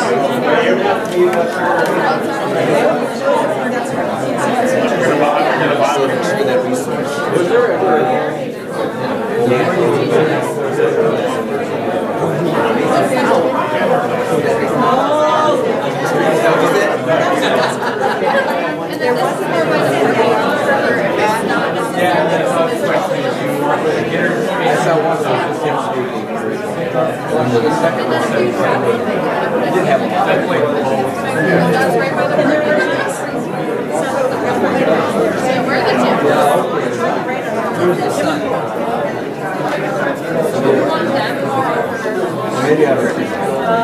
You guys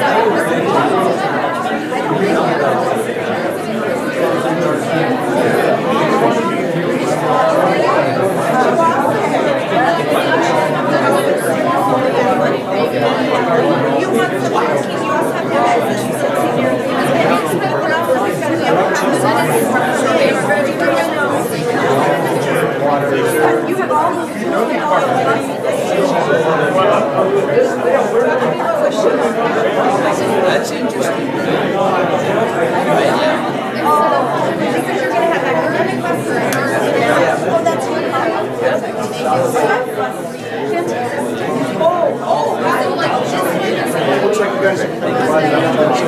If you want to call me,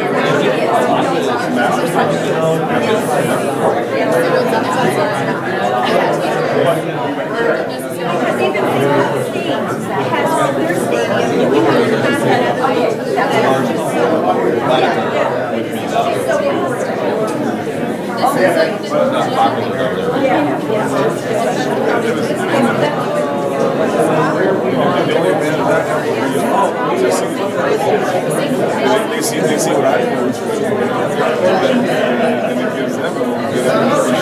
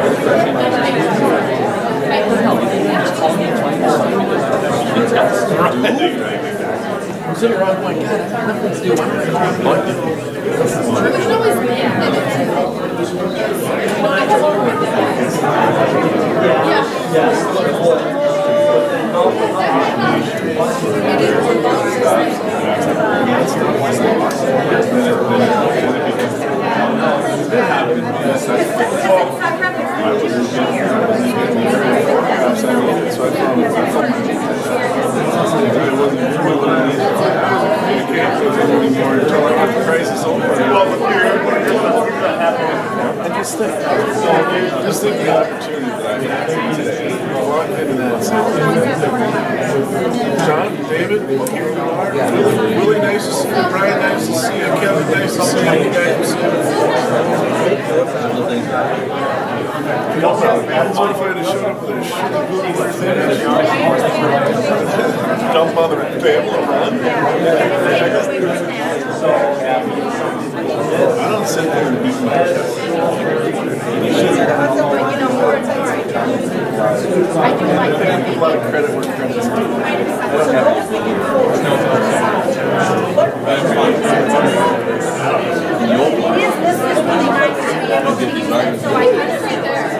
How far away?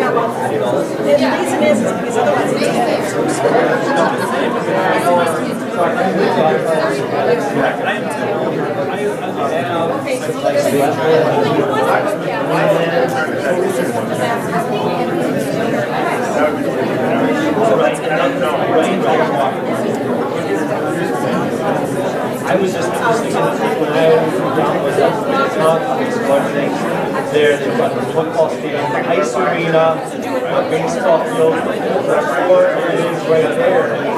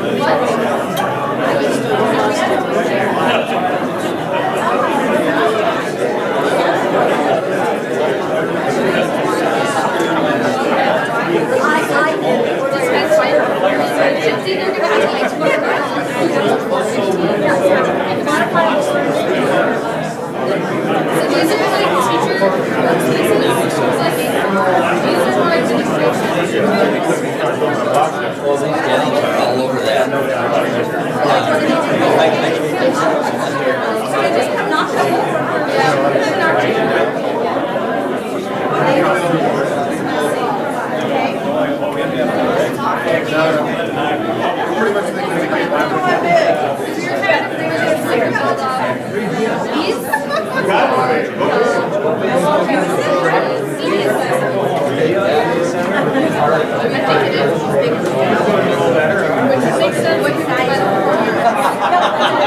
not doing a full pivot. Tonight I started working on my straight line. That's the only way I can do it. I'm a walker.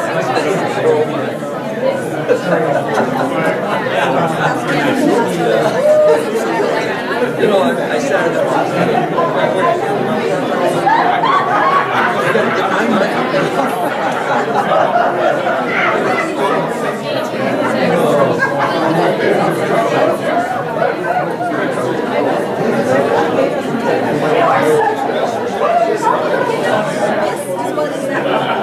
Kind of like that.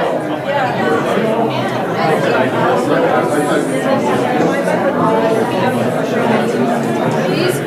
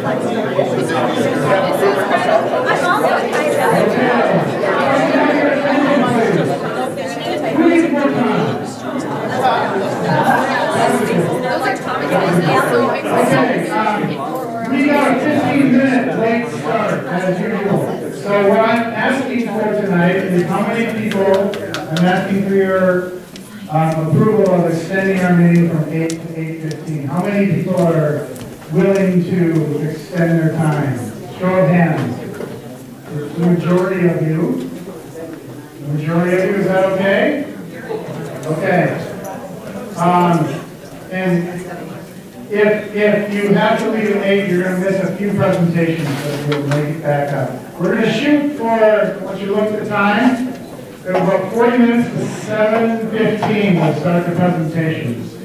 You have been told 10 minutes. You have 40 more minutes. Have a good time? All right, back to work.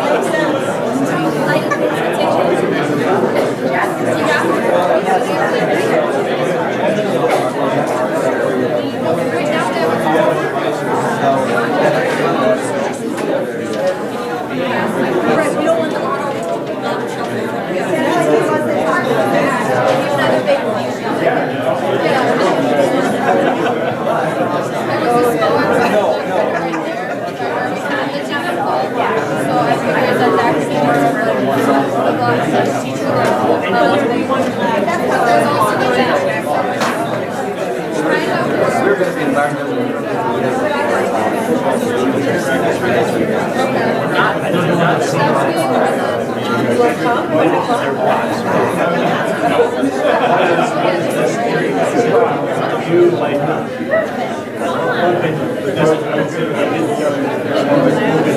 Would that work for this still consider out?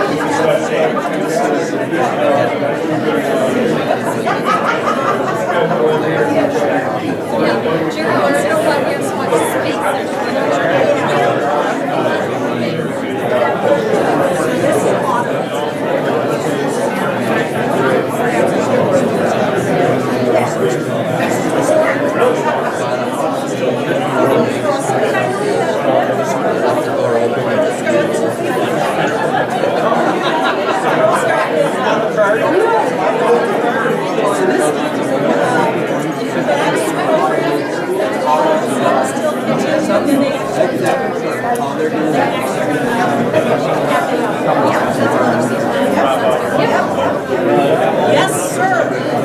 Well, guess what? It's time to get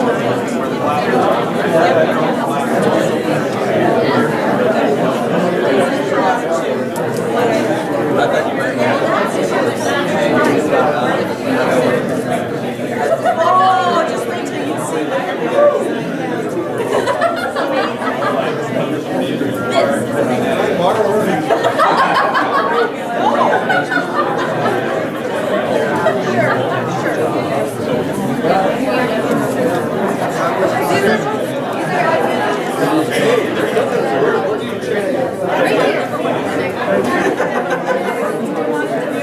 One's right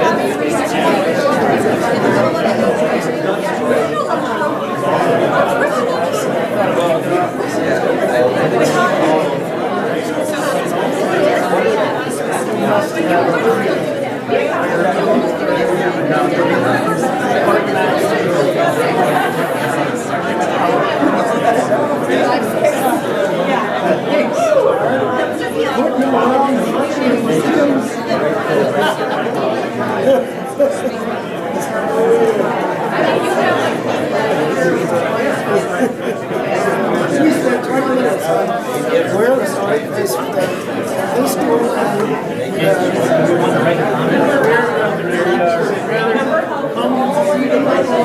when they first got there.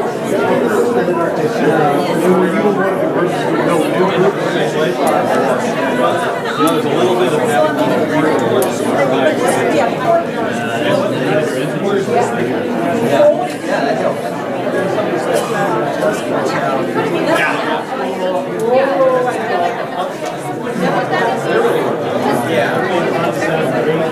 that's supposed to be our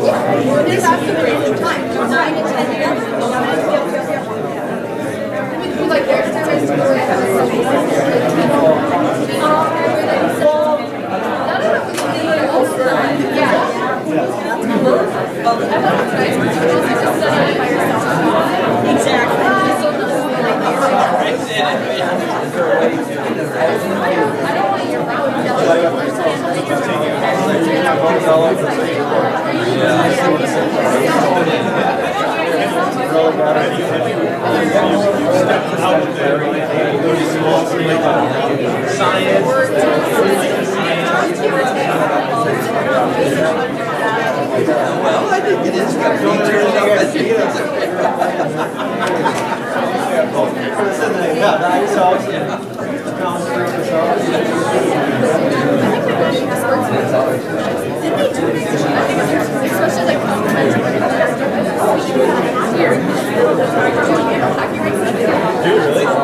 You guys have hockey rink in the forget the multi-use deal, right? We got one of those. Nothing's field. Okay. How about field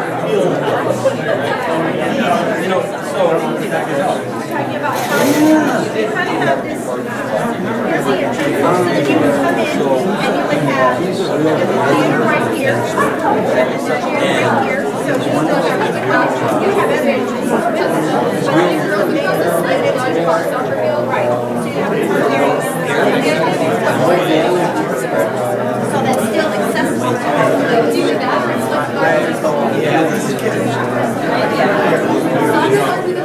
That's the time. I don't like this also.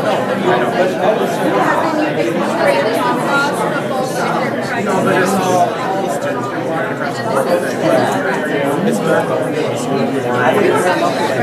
They do that now. It's not ideal. It's not ideal.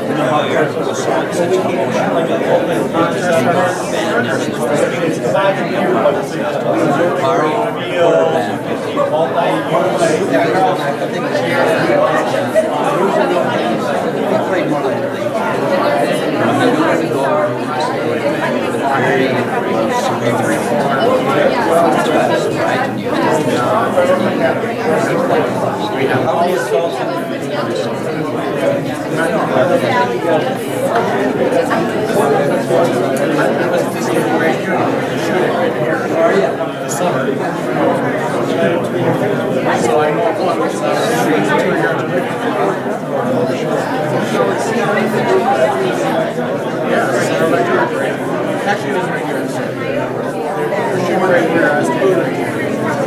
So yeah, it's close enough.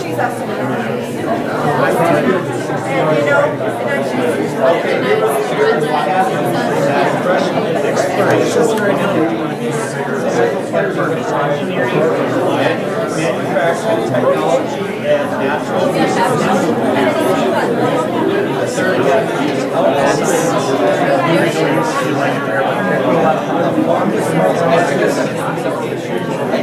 is ideal enterprise.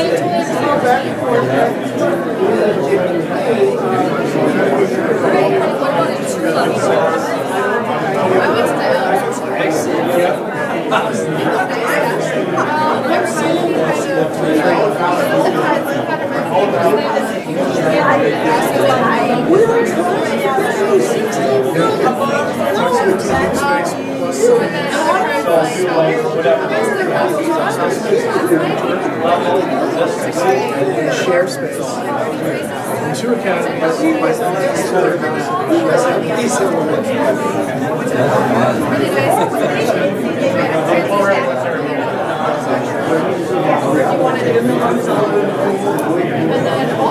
Yeah, but I think they're just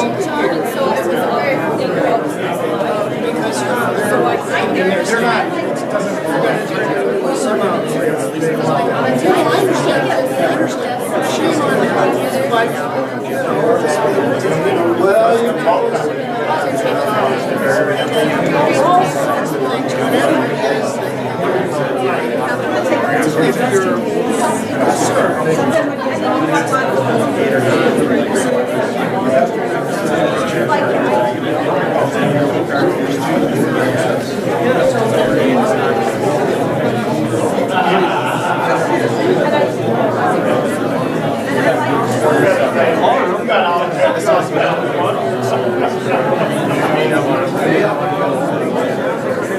Oh,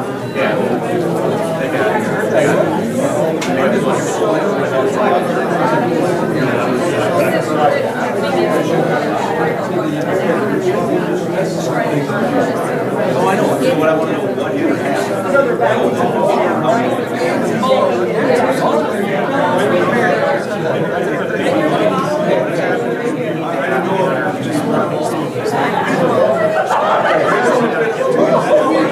I know the mayor's in Germany in the last 5 years.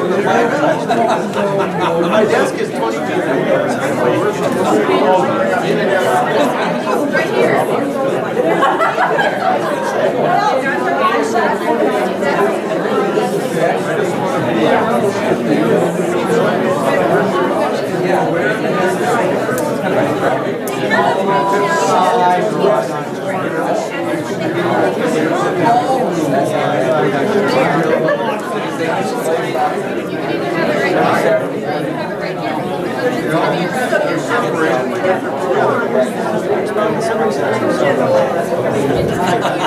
I know what we're talking about. Now I got but now he has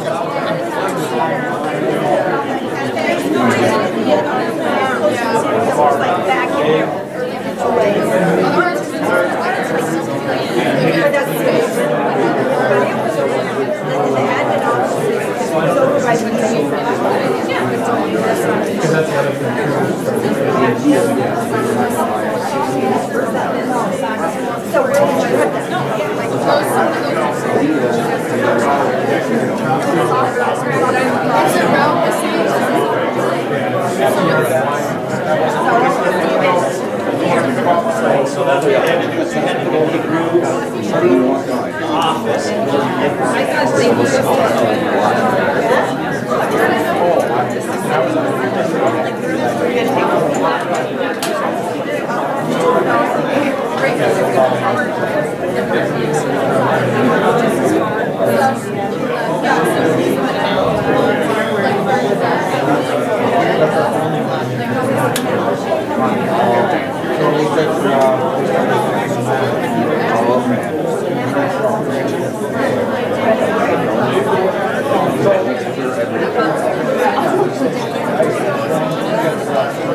Okay.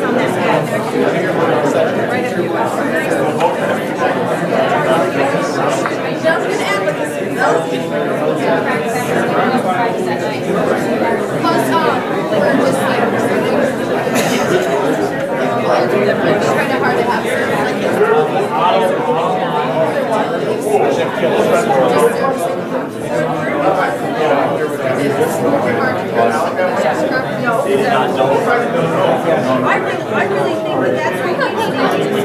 With the document system right now, that's what I think we should do.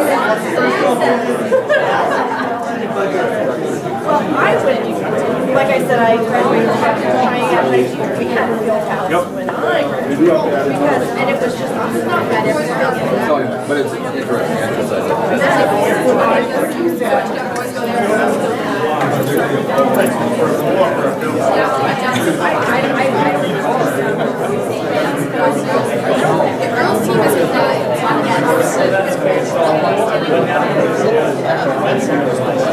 I'm not sure. My parents might be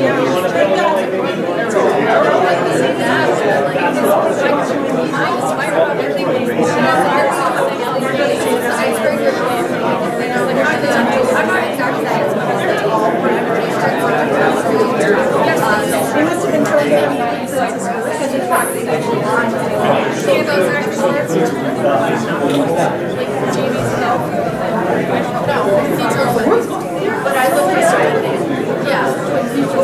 I'm sorry, I don't play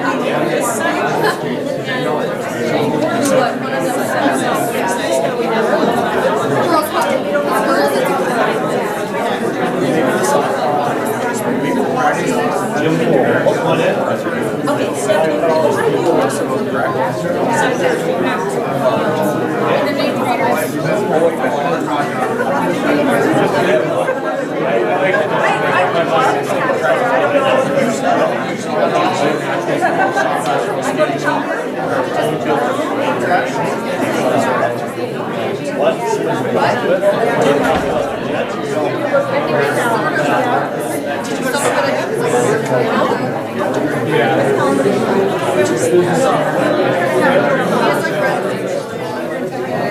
I've always been in the school district, so doing vocational.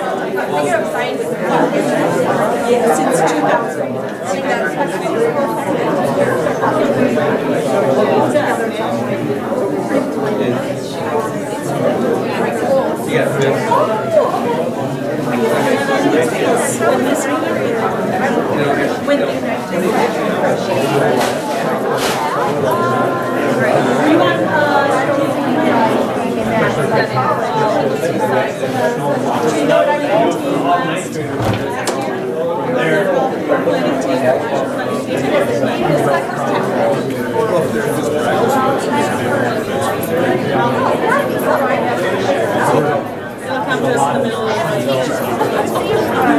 So are you from this area originally, or where did you come from? I know, exactly. That's why I mean, that's my just like, I don't know, I look back at the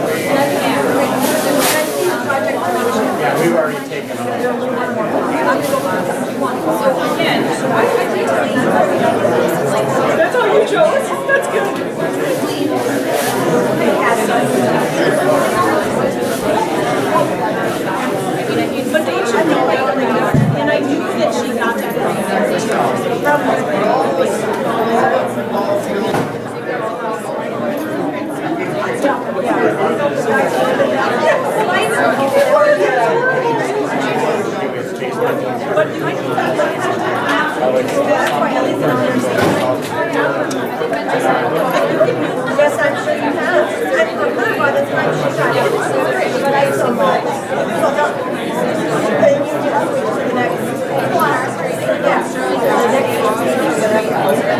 So that's why she is.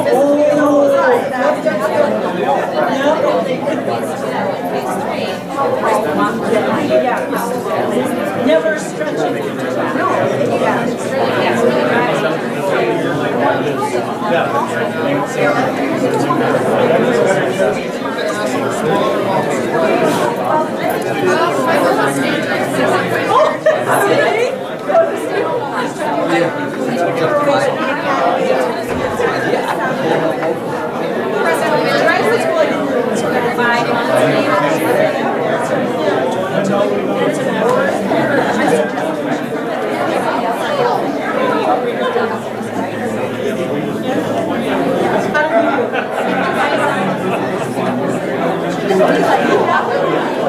Yeah, that's what we're looking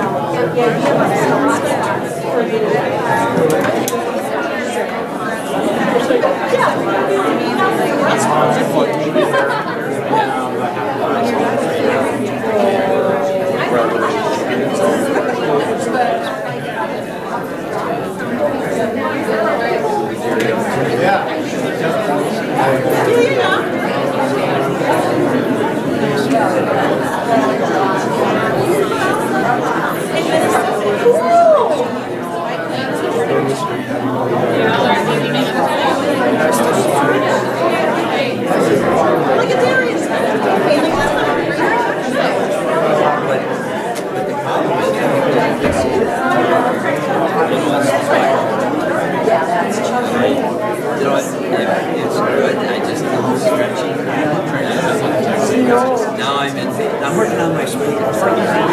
Because I'm tired of walking along robot trying to get the baby. So now I'm trying to get my...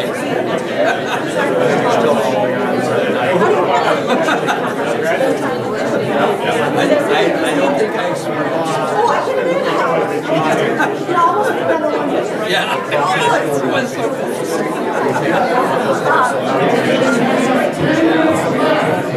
I just have like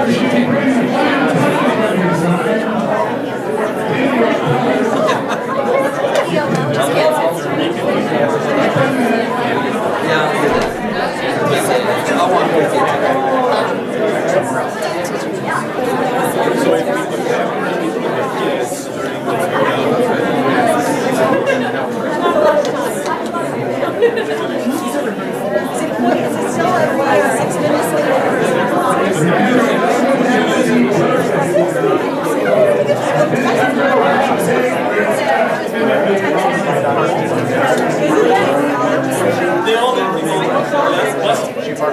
Probably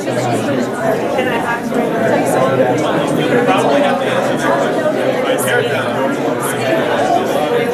How did you decide? Big box. You gotta write it.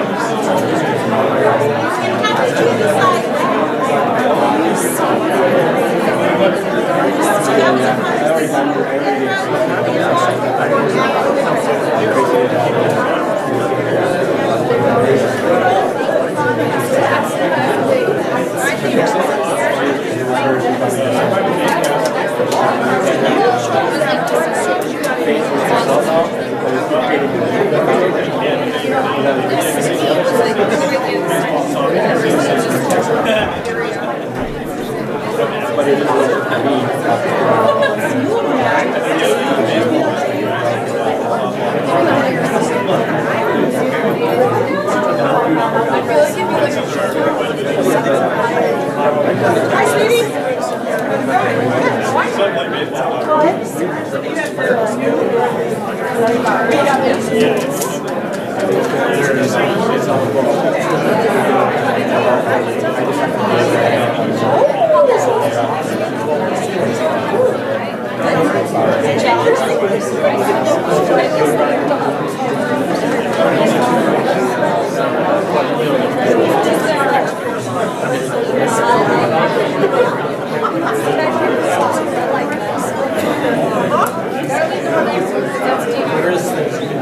It's yours. So you have a very vested interest.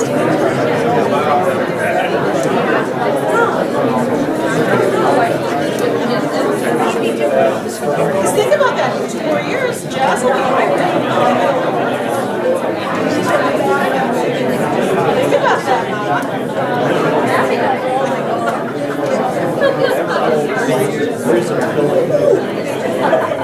and let me tell you, it's a really good feeling.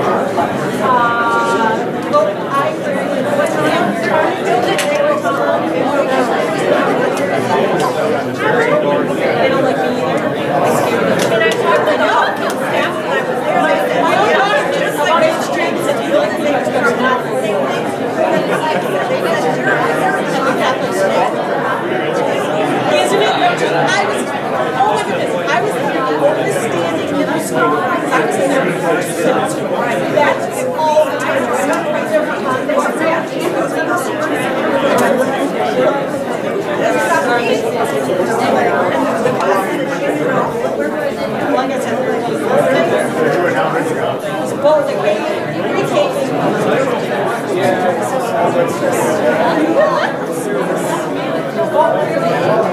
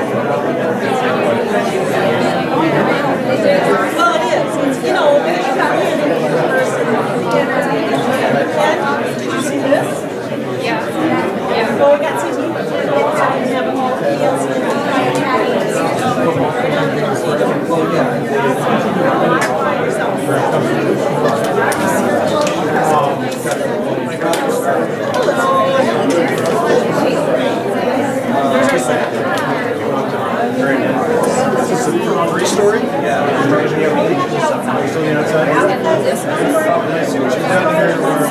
they would have natural lighting.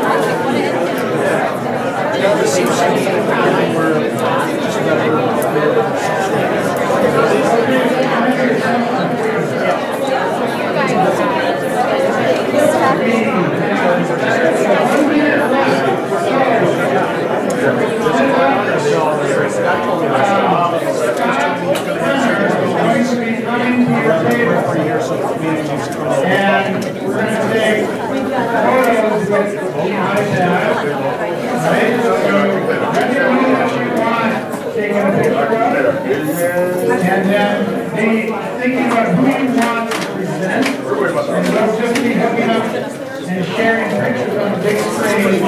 Typically we have people walk around, but this is maybe 100 people. So we're going to give a couple minutes to take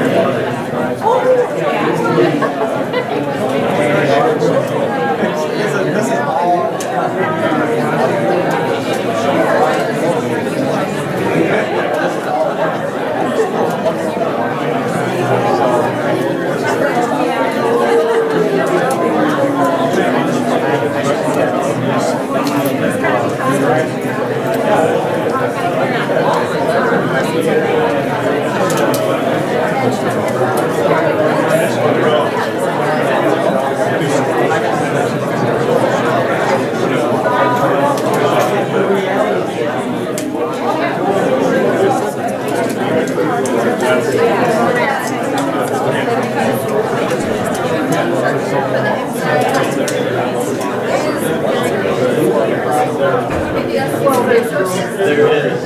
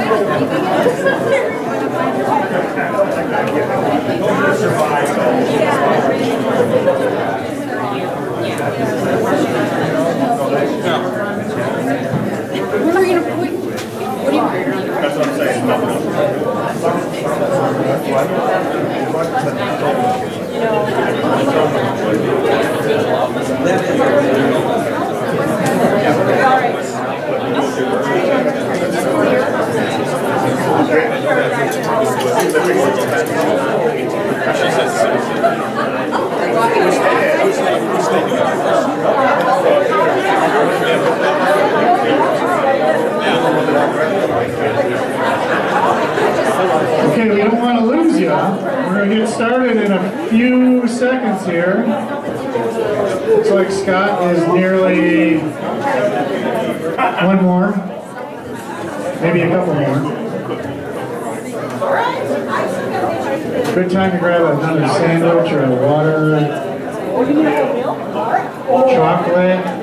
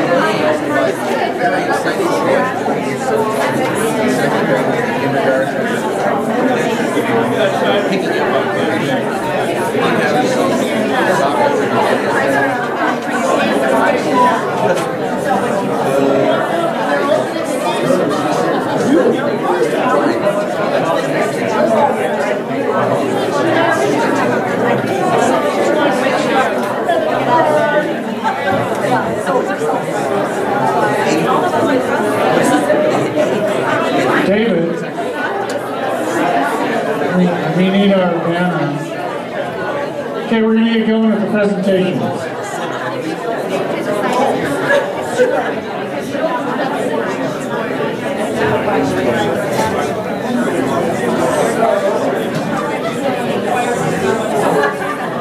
So everybody have a seat, it's showtime. And I'm going to ask Ms. David to go on the table, get a table.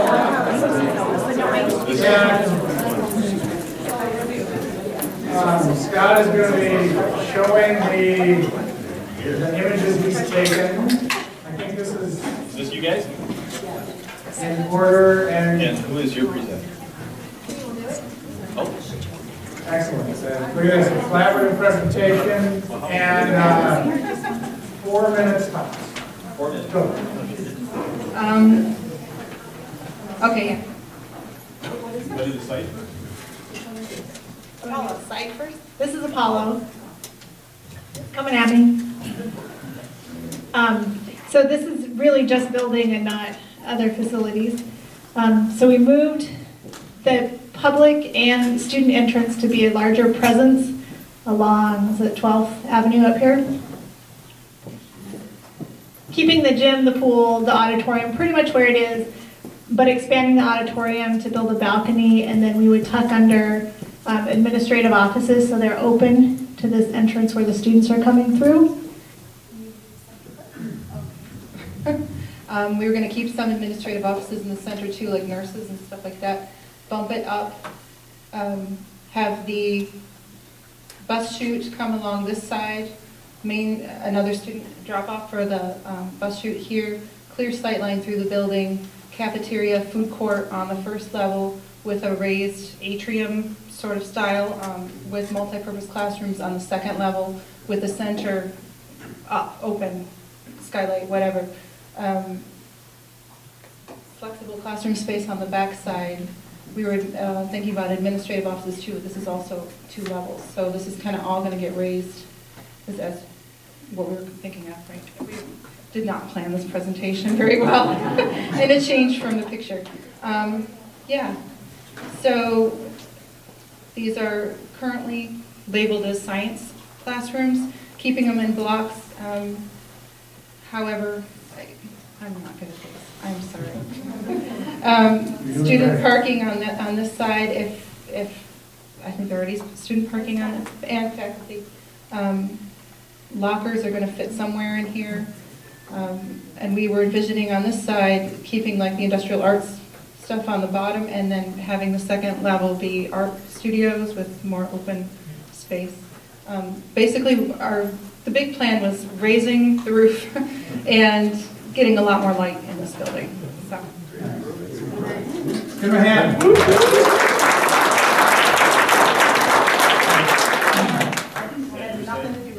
So, you guys were missing that. Your site. Do you want to say anything about the site? We moved some things around. Just the stuff you moved around. So really it was just trying to raise prominence. We thought tennis courts are probably going to be used more by public. If they were here, particularly in the summers, easier access football field. And then really just trying to fit the other pieces in some way that seemed logical, knowing we, with the growth of the school, probably need more student and staff parking. Okay. Thank you.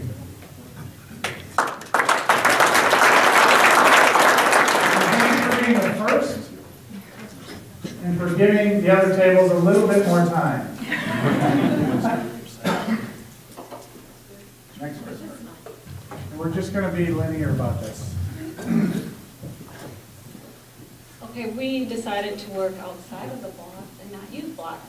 So what we decided was to have this the main entrance. I don't know Apollo very well, so this is like 8th, right? This is, this is where the VA is. Okay, whatever. And so we, whatever that is. So just coming through, this is going to be the grand entrance. And then we have staff offices here. And then this is all technology and hands-on type technology and student resource. So keep the area, but stack on and add electronics instead of having them all over in this down area. Move it up and make it more accessible to the entrance. And then just like how Hoskins does it, where they have more activities going this way and classes going this way, building this up like the other group had said, just adding up here, and then down here adding the science area and having access to the pond for hands-on pond experiences, and then also having an auditorium out here so that they can do some classroom settings there. And then up here, we're extending the band area to include a technology music area. And then this is still going to remain the commons area, but we're expanding the kitchen, as you can see up above there, and then expanding the commons area over here. Back here, as you're looking through, then we've got large auditorium type class sizes, or for larger classes, and we thought maybe Marco would be happy to have their name and do some stuff there. And then, and then the technology, and then we have new flyer down here by the industry area, and we also have some green space for the classes to go outside, and we have an observation deck on the second level of this area, and these will all be different classrooms. We were thinking home ec and stuff on the top area, and then an art, and then more of the hands-on down at the bottom. And then, oh, the gym, thanks. I was like, I knew we had something else.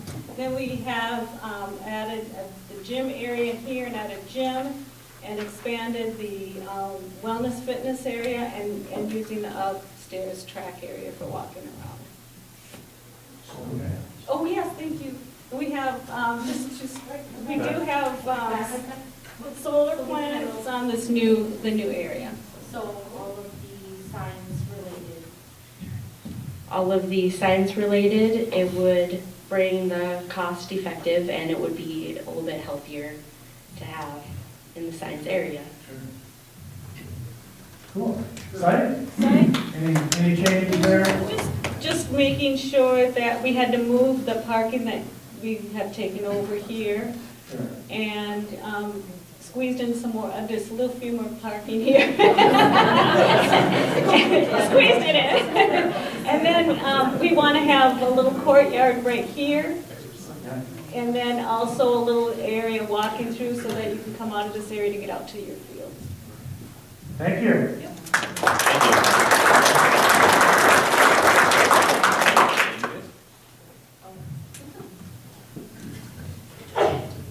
Next apology. Okay, we stayed within the basic footprint of the building. We changed the entrance and staff offices to this right here, so that we would only have to have one manned entrance for Apollo. Bus would come in off of here. This is 844th. Right. The auditorium would be here, and the gym would still stay here, and the commons area would be remodeled. The outdoor area would be a 2-story glass atrium, and we would move Iggy's and the Source store to this area too, so that would be more front and center to the rest of the school. This would turn into the new media center with computers. And then, because this would all be more of the public spaces that the public could have access to. And then we would move into the more classroom area. So we kept the English and the social studies. The orange blocks represent student breakout areas. And these classrooms would be reconfigured for the teachers so that they would also have breakout areas themselves. The green block areas represent new SPED areas. And then we reconfigured the top line here. So this would be a wider hallway. The science would be reconfigured. Math would be here. Art, facts, and then the CTE classrooms would be here. So what else? I can't read that actually. Oh, and then this would be new computer lab area as well. We would expand the wellness center here again. This would be part of the more public area of the school. And I think that's it. Site. We reconfigured Some of the areas outside, we added additional parking at the bottom so that for events like the softball and is this tennis? Yeah, tennis, there'd be additional parking down here, as well as additional teacher parking, and then this would be like the soccer area, so we considered more zones. Oh, and then we also wanted a road that would actually ring the back of the school for fire, but also I would assist for students getting from this neighborhood over the bridge and to the school itself.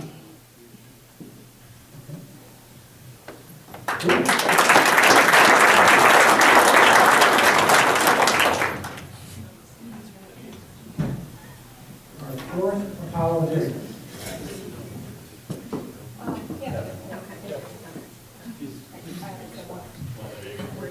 All right, we also chose to stay within the current footprint of Apollo for the most part. We did say that we need some expanded gymnasium space, and so we added right here, we took the gymnasium that we currently have, eliminated that, turned it instead to a commons, a larger commons and a food court area, similar to the one that I think that we saw in Hopkins that was expanded, had a little bit more choices. And then we chose to put 2 gym facilities right here, and this kind of little offshoot is the gymnastics and wrestling area. This also would mean that the locker rooms would be here and they could exit right out onto the fields from that area, so all the athletics facilities would be in one area of the building. We talked about keeping the noisy things separate from the quieter things, which is why that's kind of in that area. And so we also talked about in one of the lecture halls that we currently have, converting that into a smaller theater space for theater classes, for smaller presentations, for any sort of extracurricular activities here that needs that, that we would have something, that sort of space. We talked about opening up this resource center that we're sitting in, the center part right here, opening it up to make a hallway. And so there would be more space for our kids to pass through and get to their classes quickly. We also talked about the fact that we may not need a computer lab in the future because we're looking at the one-to-one initiative with giving students iPads and also the Chromebook carts and things like that. So that space would remain for now, but in the future would be able to be converted to something else, and that's the computer lab. We talked about the fact that the DAO is here now, district office, and that would change. And so we would have more classroom space here. That we want to kind of gut the very maze-like tech ed part right now and make sure that it is all tech ed, since there are a few classes down there that currently are not. I think that's about it. Is that right? Did I miss anything? Just updating the home area. Thank you. And the fax area, updating the fax area, and making sure that they have some nice facilities down there to work with. Thank you. And then our site plan. I don't know, Todd, do you want to talk about this one? We split zones too. So the baseball fields together, softball fields together. Will it reach? Yeah, so we put the baseball fields all together, softball fields together, soccer fields together, football practices in the same spot, and then all the fields for every event are all together. Very much.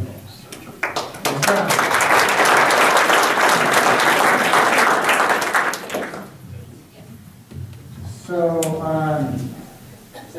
we're going to move on to tech. We redesigned on the current site. Yes. But from our Apollo people, thank you for the work on that. We'll be looking at all 4 and finding the common ground and offering a solution to you that synthesizes these ideas and tries to bring it all together. And so we look forward to that tomorrow. All right, so the existing tech site, we spent majority of our time discussing what do we keep, what do we get rid of? Do we move the whole entire building? What do we do? We ultimately came down to this part right here is the very first part of the very oldest part of the building, and we wanted to keep that. We wanted to make a grand entrance and then add administrative offices there. From there, we wanted to open up this whole area here into common area, which would give us access to our performance with music rooms and practice rooms and everything all around there, as well as the gym, would be right here too for sporting events with access to cafeterias and again, open common area. The pool, we also felt that that was important to keep. So keeping the pool there, again, adjacent to all the common areas. From there, we talked about our classroom setting, and we wanted to make sure we maintained our natural light. So these are blocks of, it's open in the middle. There's classrooms all around the outside, and there's 3 different areas, 3 stories high. We have natural green space along here in between. And then we pulled some parking out here, and you'll see on the next slide where we adjusted our site and everything, but basically we reclaimed all the space adjacent or in those blocks adjacent to the current tech site.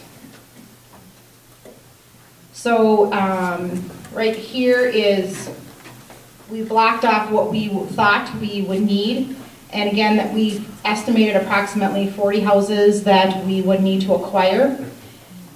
And then over here, we didn't get too much into the athletic fields because the more we talked about it, the more controversy we had, but we did feel that leaving Clark Field, but changing the orientation of it, and then putting some parking down here, so then we're not buying these houses to do parking, we're putting the parking over here. Also with our gymnasium, we talked about putting a track all the way around it on the inside too, so you're adding that height to it. And that's about it. Can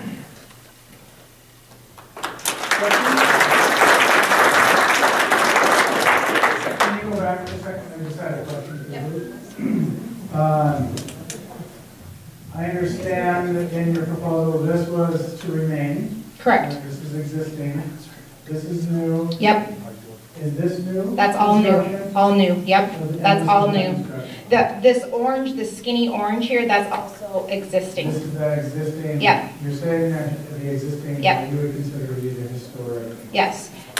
And our thought was by putting the classrooms down here on this other side, which by the way, this kind of mirrors the same shape as the library because this butts up right against Division. You're kind of getting that same arc. But you could build the classrooms ahead of time and then move the students to the classrooms and then tear down some of the existing structures and put in those other bigger areas. Okay, so a sense of a phase. Correct. You're thinking about phasing. Yep. Good job.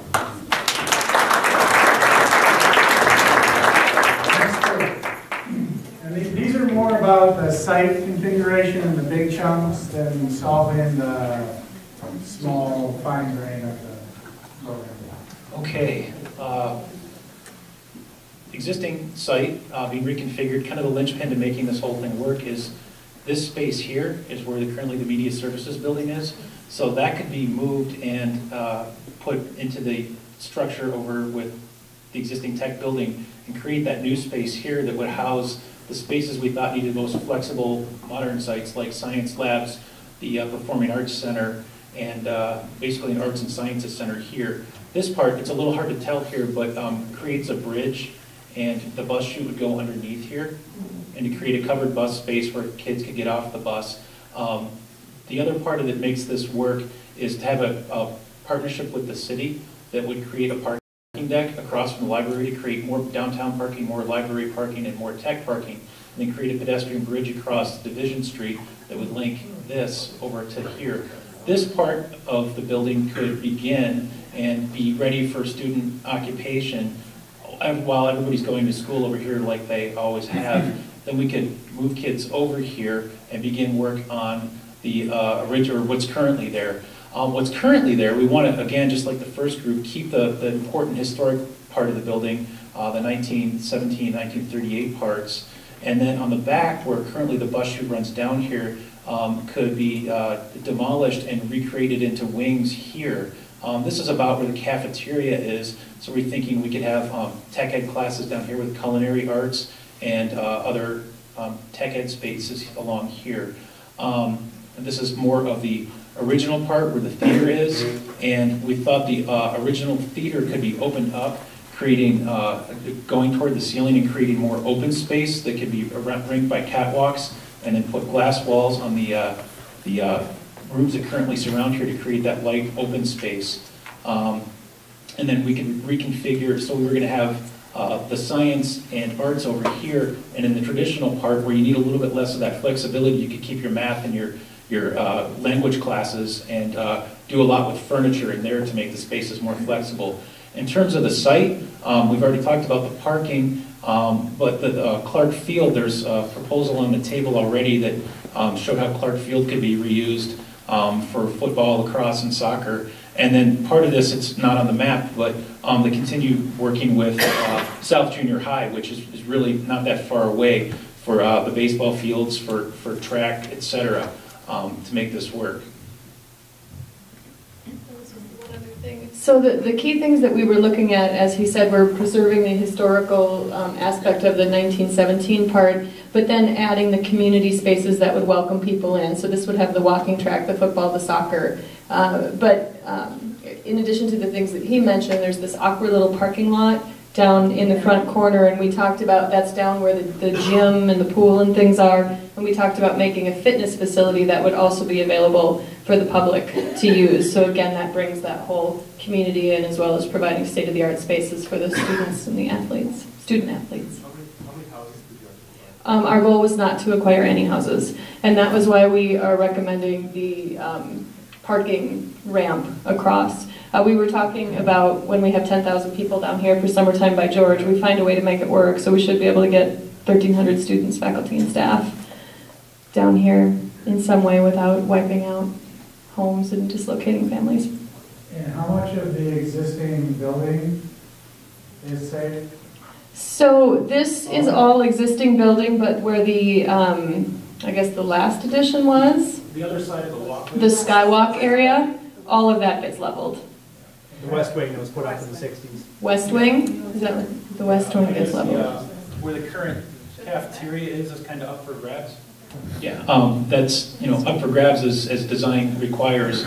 But we did think that it was important to, put more emphasis on the historical part of the building and use the space that we have up here. And where's the main entry? Main entry gets a little bit more difficult because of the way it's configured. The students come down at door 6, and then it goes up about 10 or 12 feet to where the traditional main entry is. So we were thinking that up here could be the administrative offices. I understand the new principal has moved most of that up into this region anyway. So put a public entry here, and then of course where the bus drop offs is where the kids will probably be entering and exiting quite often. Okay. Good job.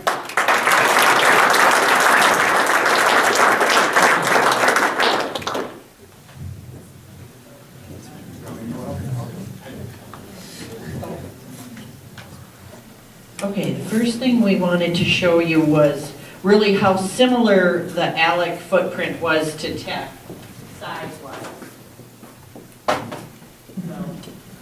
Pretty similar. Okay, what we did too, this is really confusing, but it's hard because we know that Tech is many different levels. So it's kind of hard to show, but we kept a lot of it too. We're keeping the cafeteria where it is. We love the cafeteria. All those windows and all that might need to be updated, that kind of thing.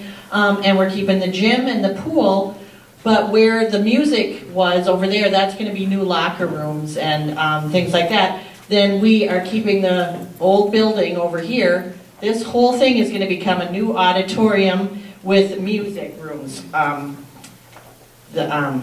Band, orchestra, and choir all over there. Then the new entrance would probably be the one that's right by the cafeteria. You go in here, but then there's an old entrance here. And then you have the offices around here.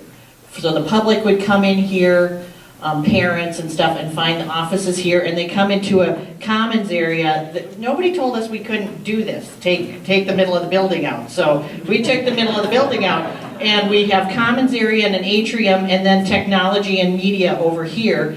And then... To be fair, we didn't show you pictures of taking the middle of the building. And then what we would do is the back, that, like you said, that the latest phase, take that off the back. And that's going to be the more modern, however you want to do it, flex area. You got 3 stories. You can do anything you want with that area. And then that would, have more light and however you wanted to do that for open. So we would buy those houses that are behind the building. And then the other idea, we don't have a picture of the whole site, but some ideas could be the parking ramp where the media center is, having a walkway over to the library, maybe talk about a ramp at the municipal lot, and then somebody would really like to put a baseball field in this corner, kind of overlooking the city view. So we'd have to buy those houses too. Right? Does that sound right? Oh, and we were going back to what has previously been proposed for Clark Field in the past couple of years. That rehabbing that into lacrosse, soccer, and football fields. And we were still comfortable with using South for, you know, some of its facilities. I guess I'll set this down here. One of the big things that we talked about was, take that, using the building. When we looked at tech, the dots on the wall the other night said, keep the building and make it part of the downtown area, make it part of the community.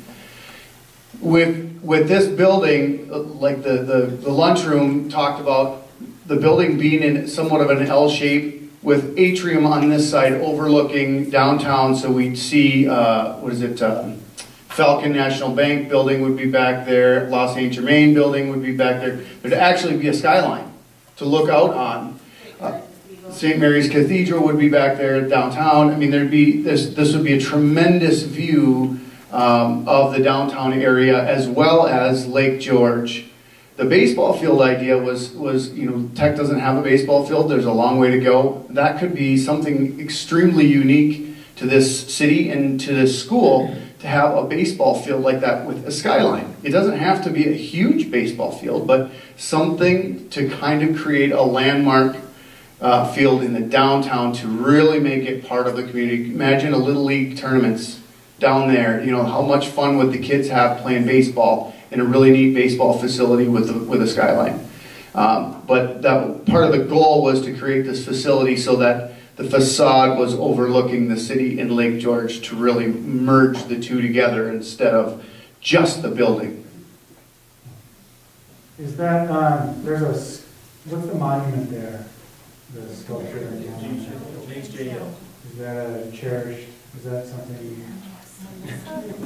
By Lake George, you mean? Can you go back to one of the other site pictures that somebody else used? That's James J. Hill right there? Yeah. It's right here. Right there. Yep. Yeah, that corner. Yeah, so this is the thought was the baseball field could go right there, really over, you know, hitting out this direction. So the whole city skyline is there, and then again the city skyline if we have a lunchroom here. So JJ, you can say that. What's that? You're not intending to. This? No, we wouldn't take any of that out. No. Okay, I got it. This is the Army entrance over here, and then we talked about closing this road off just for like visitor parking, kind of. Okay. Yeah, our parking ramp would be here. Baseball field, parking ramp, connecting up to the school. We'd have to take these buildings. Okay. Steven's got a hand.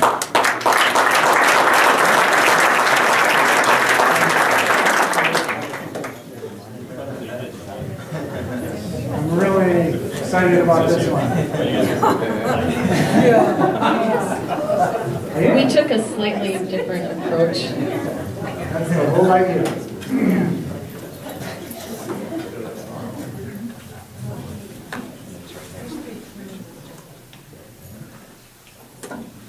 Okay, so we took a different approach, and we discussed what we liked about the, Tammy, we discussed what we liked about the other schools that we toured, and some of the favorite things that we liked about the other schools we tried to incorporate into Tech. And we talked about, do we go on the existing footprint, do we keep certain aspects of the building, and I'm not sure that our group came to consensus on that. We do like how Tech looks. When you're standing at Lake George and you're looking up and you know, you kind of have this stately looking high school, and it does, it looks nice. but then you go inside. And I teach there, and I've been there for 5 years, and I was at Apollo for 11, so I feel like I have a good perspective. Some of you might not agree, but my classroom has a few different levels in it. It has no windows whatsoever. It's used for storage, so they come in and they go out, and they're very polite. But there's some issues within tech, and I'm a special ed teacher, and there is mobility issues within tech. So for me personally, I'll just speak for me, I don't really care if we keep really any part of the building, except for maybe the mosaics on the outside, and I actually like the James J. Hill statue. So we thought, there's another group that said something about kind of having a structure that is similar or complements the library. Our group discussed that too. So, I don't know how this works. So this is the corner, this is the statue. And we talked about making this our grand entry. We like the idea of when you come into a building, you have all the public spaces. If you look back to when you walk into Hopkins and Alexandria, and I live near Corey, we did a remodel. When you walk into a nice, beautiful commons area. You often have your gyms, your auditorium, all in a nice area. We talked about having a concession stand in your school store all right there. So we tried to make those spaces all down here, and we like the idea of, I think it was Alexandria who had their woods lab on the back side of their theater. So we talked, that was a good idea, we thought. And then your music and our auditorium is here. The gym is here, our pool stays the same, and then we tried to add locker rooms around it. We added some CTE space, and then we just kind of got, you know, these spaces are supposed to represent learning academies, like we saw in Alexandria. We had the 3 levels of learning academies. This, I think, is the boiler room, and we thought that those blocks were supposed to represent that type of space, so that's why they're there. And you can see we didn't need the entire footprint of tech. We used all of our blocks, and we didn't use up, and we didn't use up the entire footprint. So here's my idea I want to throw out tonight. What if we just tear it down and build a nice new school, and maybe we'll actually have some extra space for some fields? I'm not sure. Because we're not drawing to scale tonight. So that was sort of our idea, and we really like, I just want to throw the idea out there, as long as I have the microphone. I think often people, when they're making changes, I'll go quick. You know, you go from, okay, we have books now and curriculum, and we teach one way, right? In Alexandria, they redid their whole schedule, and they completely went to, we're going to have all technology. I would throw out the concept of maybe let's go somewhere in the middle. I don't think, I have 2 kids, they are 10 and 12. They don't like reading on a screen. They want a book. And I think there's some historical factor to keeping books. Just saying. So maybe, let's maybe go somewhere in the middle, if we can. I'm not sure either that going to just technology is sustainable either. So that's my part, and now it's your turn. Okay, we need to go to the site picture. We want to buy the whole neighborhood.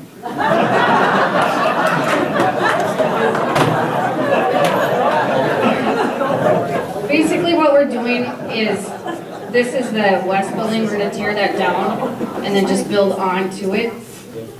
This row of existing houses, we would take out and create parking all along here. Right here is 14th. The buses come from south, down 14th, down first, whatever it's called. This would then become the bus chute rather than through traffic for the city. Then the buses would come through here. They could come along along through here doesn't have to necessarily be through traffic for the city anymore either. Then they branch back off and take the kids home. We would get rid of media, sorry Gary. And the houses here, what this is basically a big giant parking lot with a second tier of parking on one side, which would then have a skyway across to the school. So that the kids are safe, not having to walk across the bus chute to get to parking. This was double stack? Yeah, this one is double stack right here. This is the activities mecca. This is we decided through lots of conversation to go with the Clark Field Alumni Association design for this area, but why not eventually buy out the rest and bring everything else here so that everything is ad tech. We don't have a track, South has a track. Let's fix the South track. The kids can run there. It's track and field. This would be practice fields for baseball, so you could play soccer there too, and all the, main events, soccer, lacrosse, football, everything happens here. Bring the tennis courts back, and then practice fields and playing fields for softball eventually. And then, this, yes, would be open, so kids would have to cross the street here. This is 7th. But, just to kind of bring in the area. We don't want to mess with Lake George. The city is, no. And the parking that we have here works for what we have, but it's dark. We don't want to be there anymore. That's why we want Gary's office to park in. Yes, Gary can move over.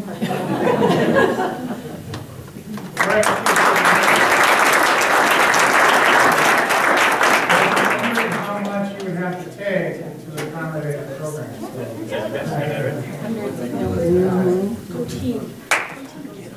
All right, we have 4 more presentations. Okay, and our site was the 33rd Street site.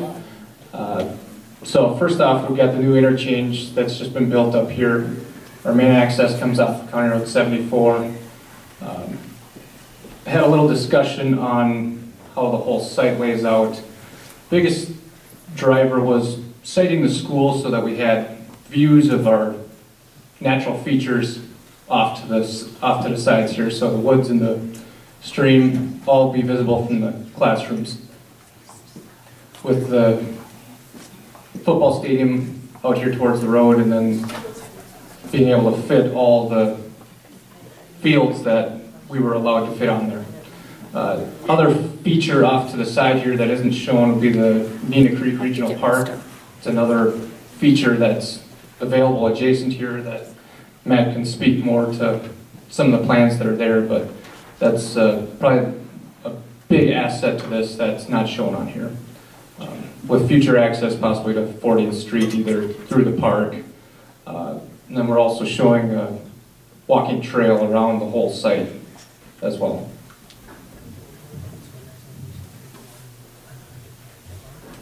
Okay, we're now going to do the framework of the school.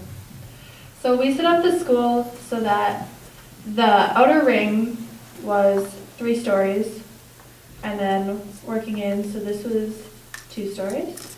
And then any of the buildings on the inside here would be 1 story, so you would get the natural sight line down into the building. We kept it so that with the parking lots over here, there was accessibility to the gyms and then performing arts centers, along with the sort of like kitchen, facts, and daycare area to bring in community involvement. We also have, under some of these orange ones, more of the purple buildings, such as computer labs and science rooms, so that if the community did want to use them, there would be outside access.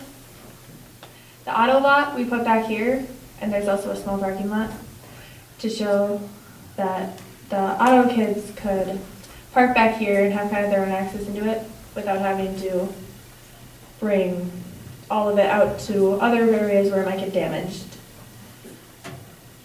The inside, we kept the library and cafeteria sort of more in here, and trying to keep this more of an open space with maybe like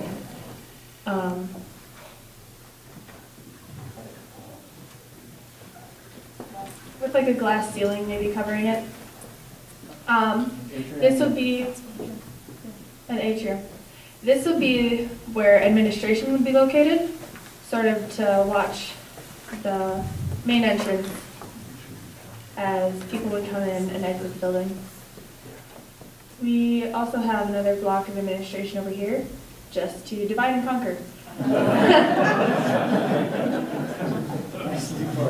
Yeah. We also have art music classrooms by the Performing Arts Center, just for use that if they need practice rooms, they're available here, and it's easier to bring aspects in the music rooms into the Performing Arts Centers.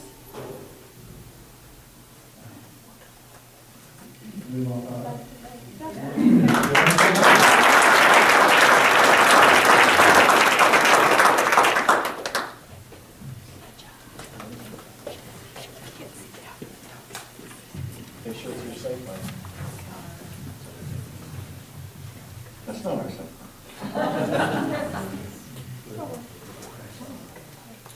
That's us. That's it?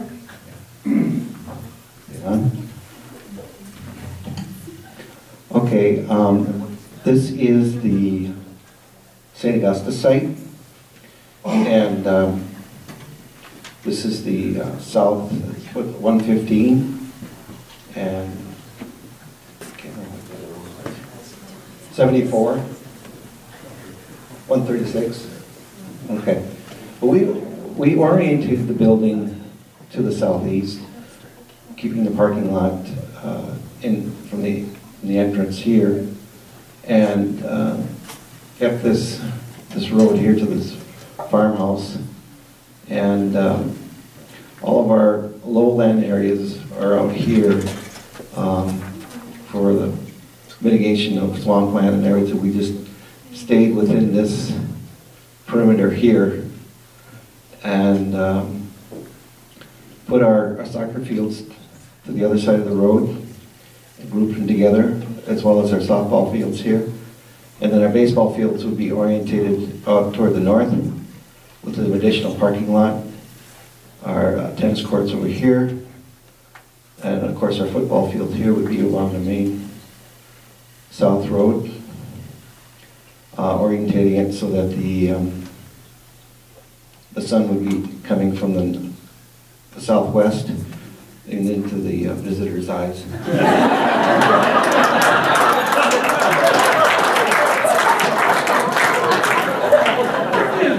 And we put our multi-use practice fields over here. I mean, that's the problem over there at Tech, at Clark Field. I mean, if you don't want the sun in the eyes, you got to go to the visitor's side.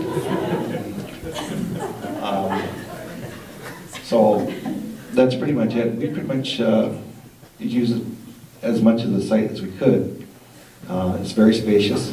There's plenty of room there. And we'll have Steve talk about the building, and I'll add in. Yeah, there it is. Okay, so this is turned about 90 degrees, but that's okay. So the south side is on the left here, and our entry faces south. We wanted to have a very obvious entry to the building, and we wanted it to be sunny and welcoming. When you come into our entry, you're going to come into a commons area. That is that whole area there, which would also lead off to the media center, which is the orange area sort of in the center of the building. But on either side of the commons area, you have some of the main things that people might come to the school to visit. So on one side, you have the gyms and the pools, so any of the athletic events would probably be off in that direction. On the other side of the commons, we have the performing arts area. So if people are coming for a theatrical production or whatever, they can come in through that commons and get to it pretty quickly. Moving back at the rear end of the commons, we have the administrative offices. So again, somebody coming in up front can find their way pretty easily to the office area. And yet the office area is still pretty central to the whole school, so that The administrators can be available for anything that happens around the building. We have some big areas of classrooms that are along that back side and then down along the side behind the performing arts area. And you might not be able to see it, but we've tried to arrange them so that there are open courtyards between them. So even though they look like large masses of, I think it's 2-story high classrooms with something like a double-loaded corridor, but big open areas like courtyard areas between them to let natural light in. Along the back side, we have a number of the little lavender rectangles that stick out. Those are those lab spaces, the larger spaces for projects and so forth. They're kind of placed all along that back side of the building so that no matter what subject area you're in the classroom, you would not be far away from a area which would also have a lot of natural light to it in those project rooms back there. And I think the what is the term, CTE now? That is on that back side as well and would be off where if it's a noisy activity or whatever, it's off by itself, but also getting a lot of natural light. Anything I've forgotten? After you created these classrooms on the 3rd floor here, I thought that this space here could be a glass atrium over the whole gathering space. The classrooms would look into the atrium like pretty much like Alexandria High School. And then the administration and special ed areas are single-story space. And then everything else is 2-story space or activity room, the higher vaulted areas. And then we have a small pod here for the administrative security space on the entrance. Okay. Good job.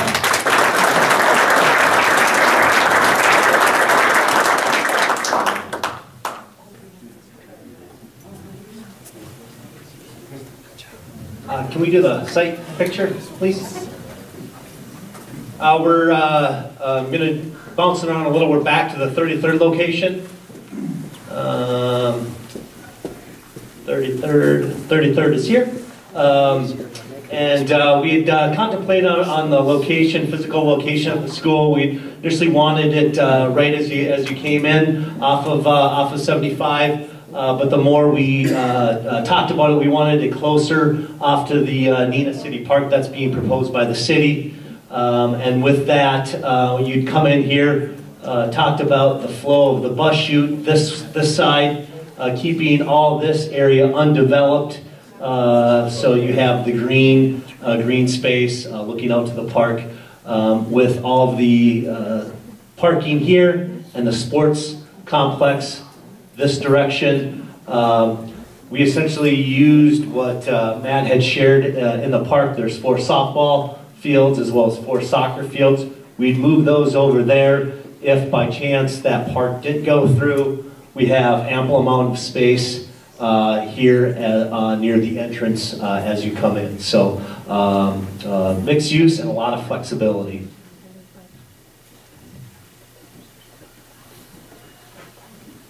Okay, so here we have for the classrooms. First of all, going back to the other main picture real quick, we would use all of that space there that we have. Oops, I don't know how to do this, but well, right in here, we would use this all also as a classroom. With having all of that outdoor space, being able to use that, then going into the classroom part. We used off of the same concept of doing the academies. But first coming in, we really liked having the entrance right there, just as everybody else has talked about, is having the main entrance coming in, and utilizing that community part of having the gyms right here, having the office, and then having the theater and the auditorium all here at the central focal point, with there would be some entrances into those, but those being first. And then you would come into, and we would have the commons area, and then off to the sides, so they could still be accessed by the gym and the auditorium. We would have both of the cafeterias. And then going into the academies part, we really liked having to have it separated with the arts. and the sciences, getting into the math, and then having the media center. We still do think that there still should be some sort of media center to be able to have there in the center with the courtyard. And then you get into the humanities. And then some of the things that we really wanted to incorporate into this, because of being such a community-based, is having the Area Learning Center, having all of the ELL, and having all of the special ed, all intertwined within the school, not to be separated on separate sites, or to be on its own separate wing, but still have them intertwined within the classrooms. This would be a 2-level space.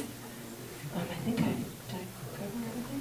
And then just again, bringing the auditorium up front for the community to use, and then we at Alexandra, what did we like, what didn't we like, or things that we could improve on the site. All the sports complex is down south here, so that's why we flipped the gym from the left side down to the right side, locker rooms, and then they would essentially go outside to the sports complex and the park. So. And to help share some of that parking space, to be able to have the dual purpose, because we really wanted to have as much of the green open space as possible and to utilize that.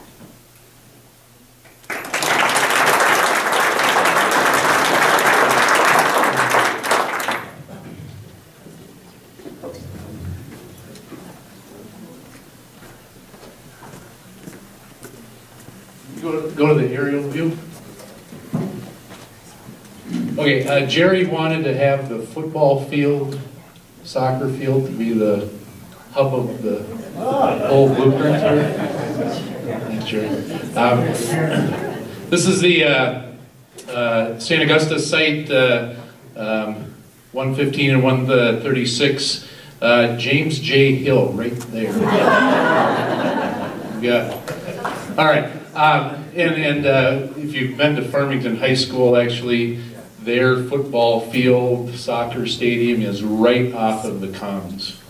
So we'll show that here in a little bit, but I'm assuming there'll be a road that will come in, so buses will drop off in front here. Get pinwheel of softball, pinwheel of baseball. I want another baseball field.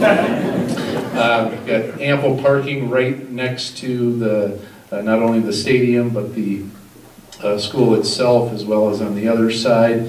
There's additional fields in back as well. And this is where the creek is, right? That runs, so we're avoiding that, but you certainly get a big view there. So again, the commons area, this doesn't do it justice, but will be right in the middle. The field will be actually sunk down, looking right on into it. So, all right, let's go to the building. We didn't spend a whole lot of time on this, so here's the football field right there. There you go. The main entrance is up front. Here's the community theater. There'll be an entrance there.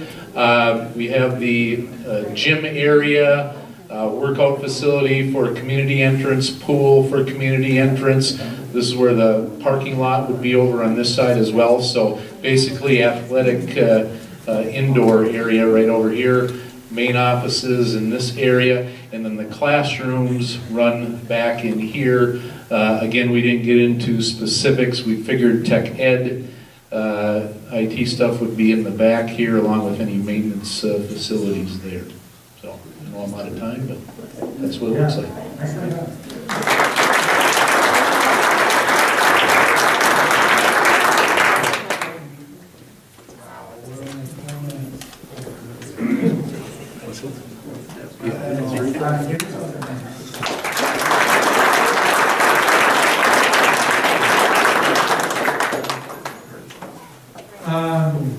We have a lot of work to do between now and 4 o'clock tomorrow, so wake us up.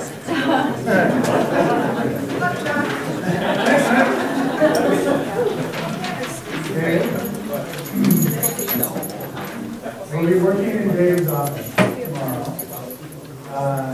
so we're staying in tonight. This is fantastic. We have tons of great ideas.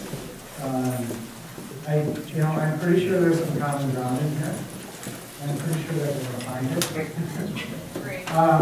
it. Let me just show of hands if you have a sense that you saw many similar ideas.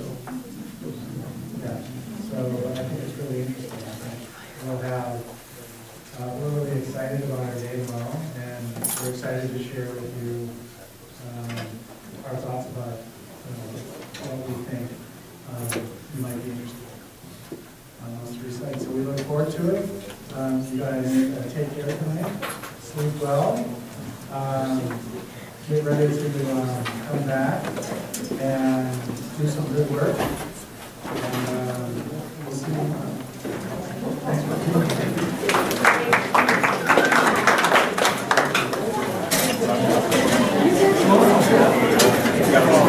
Tomorrow, yeah, for sure.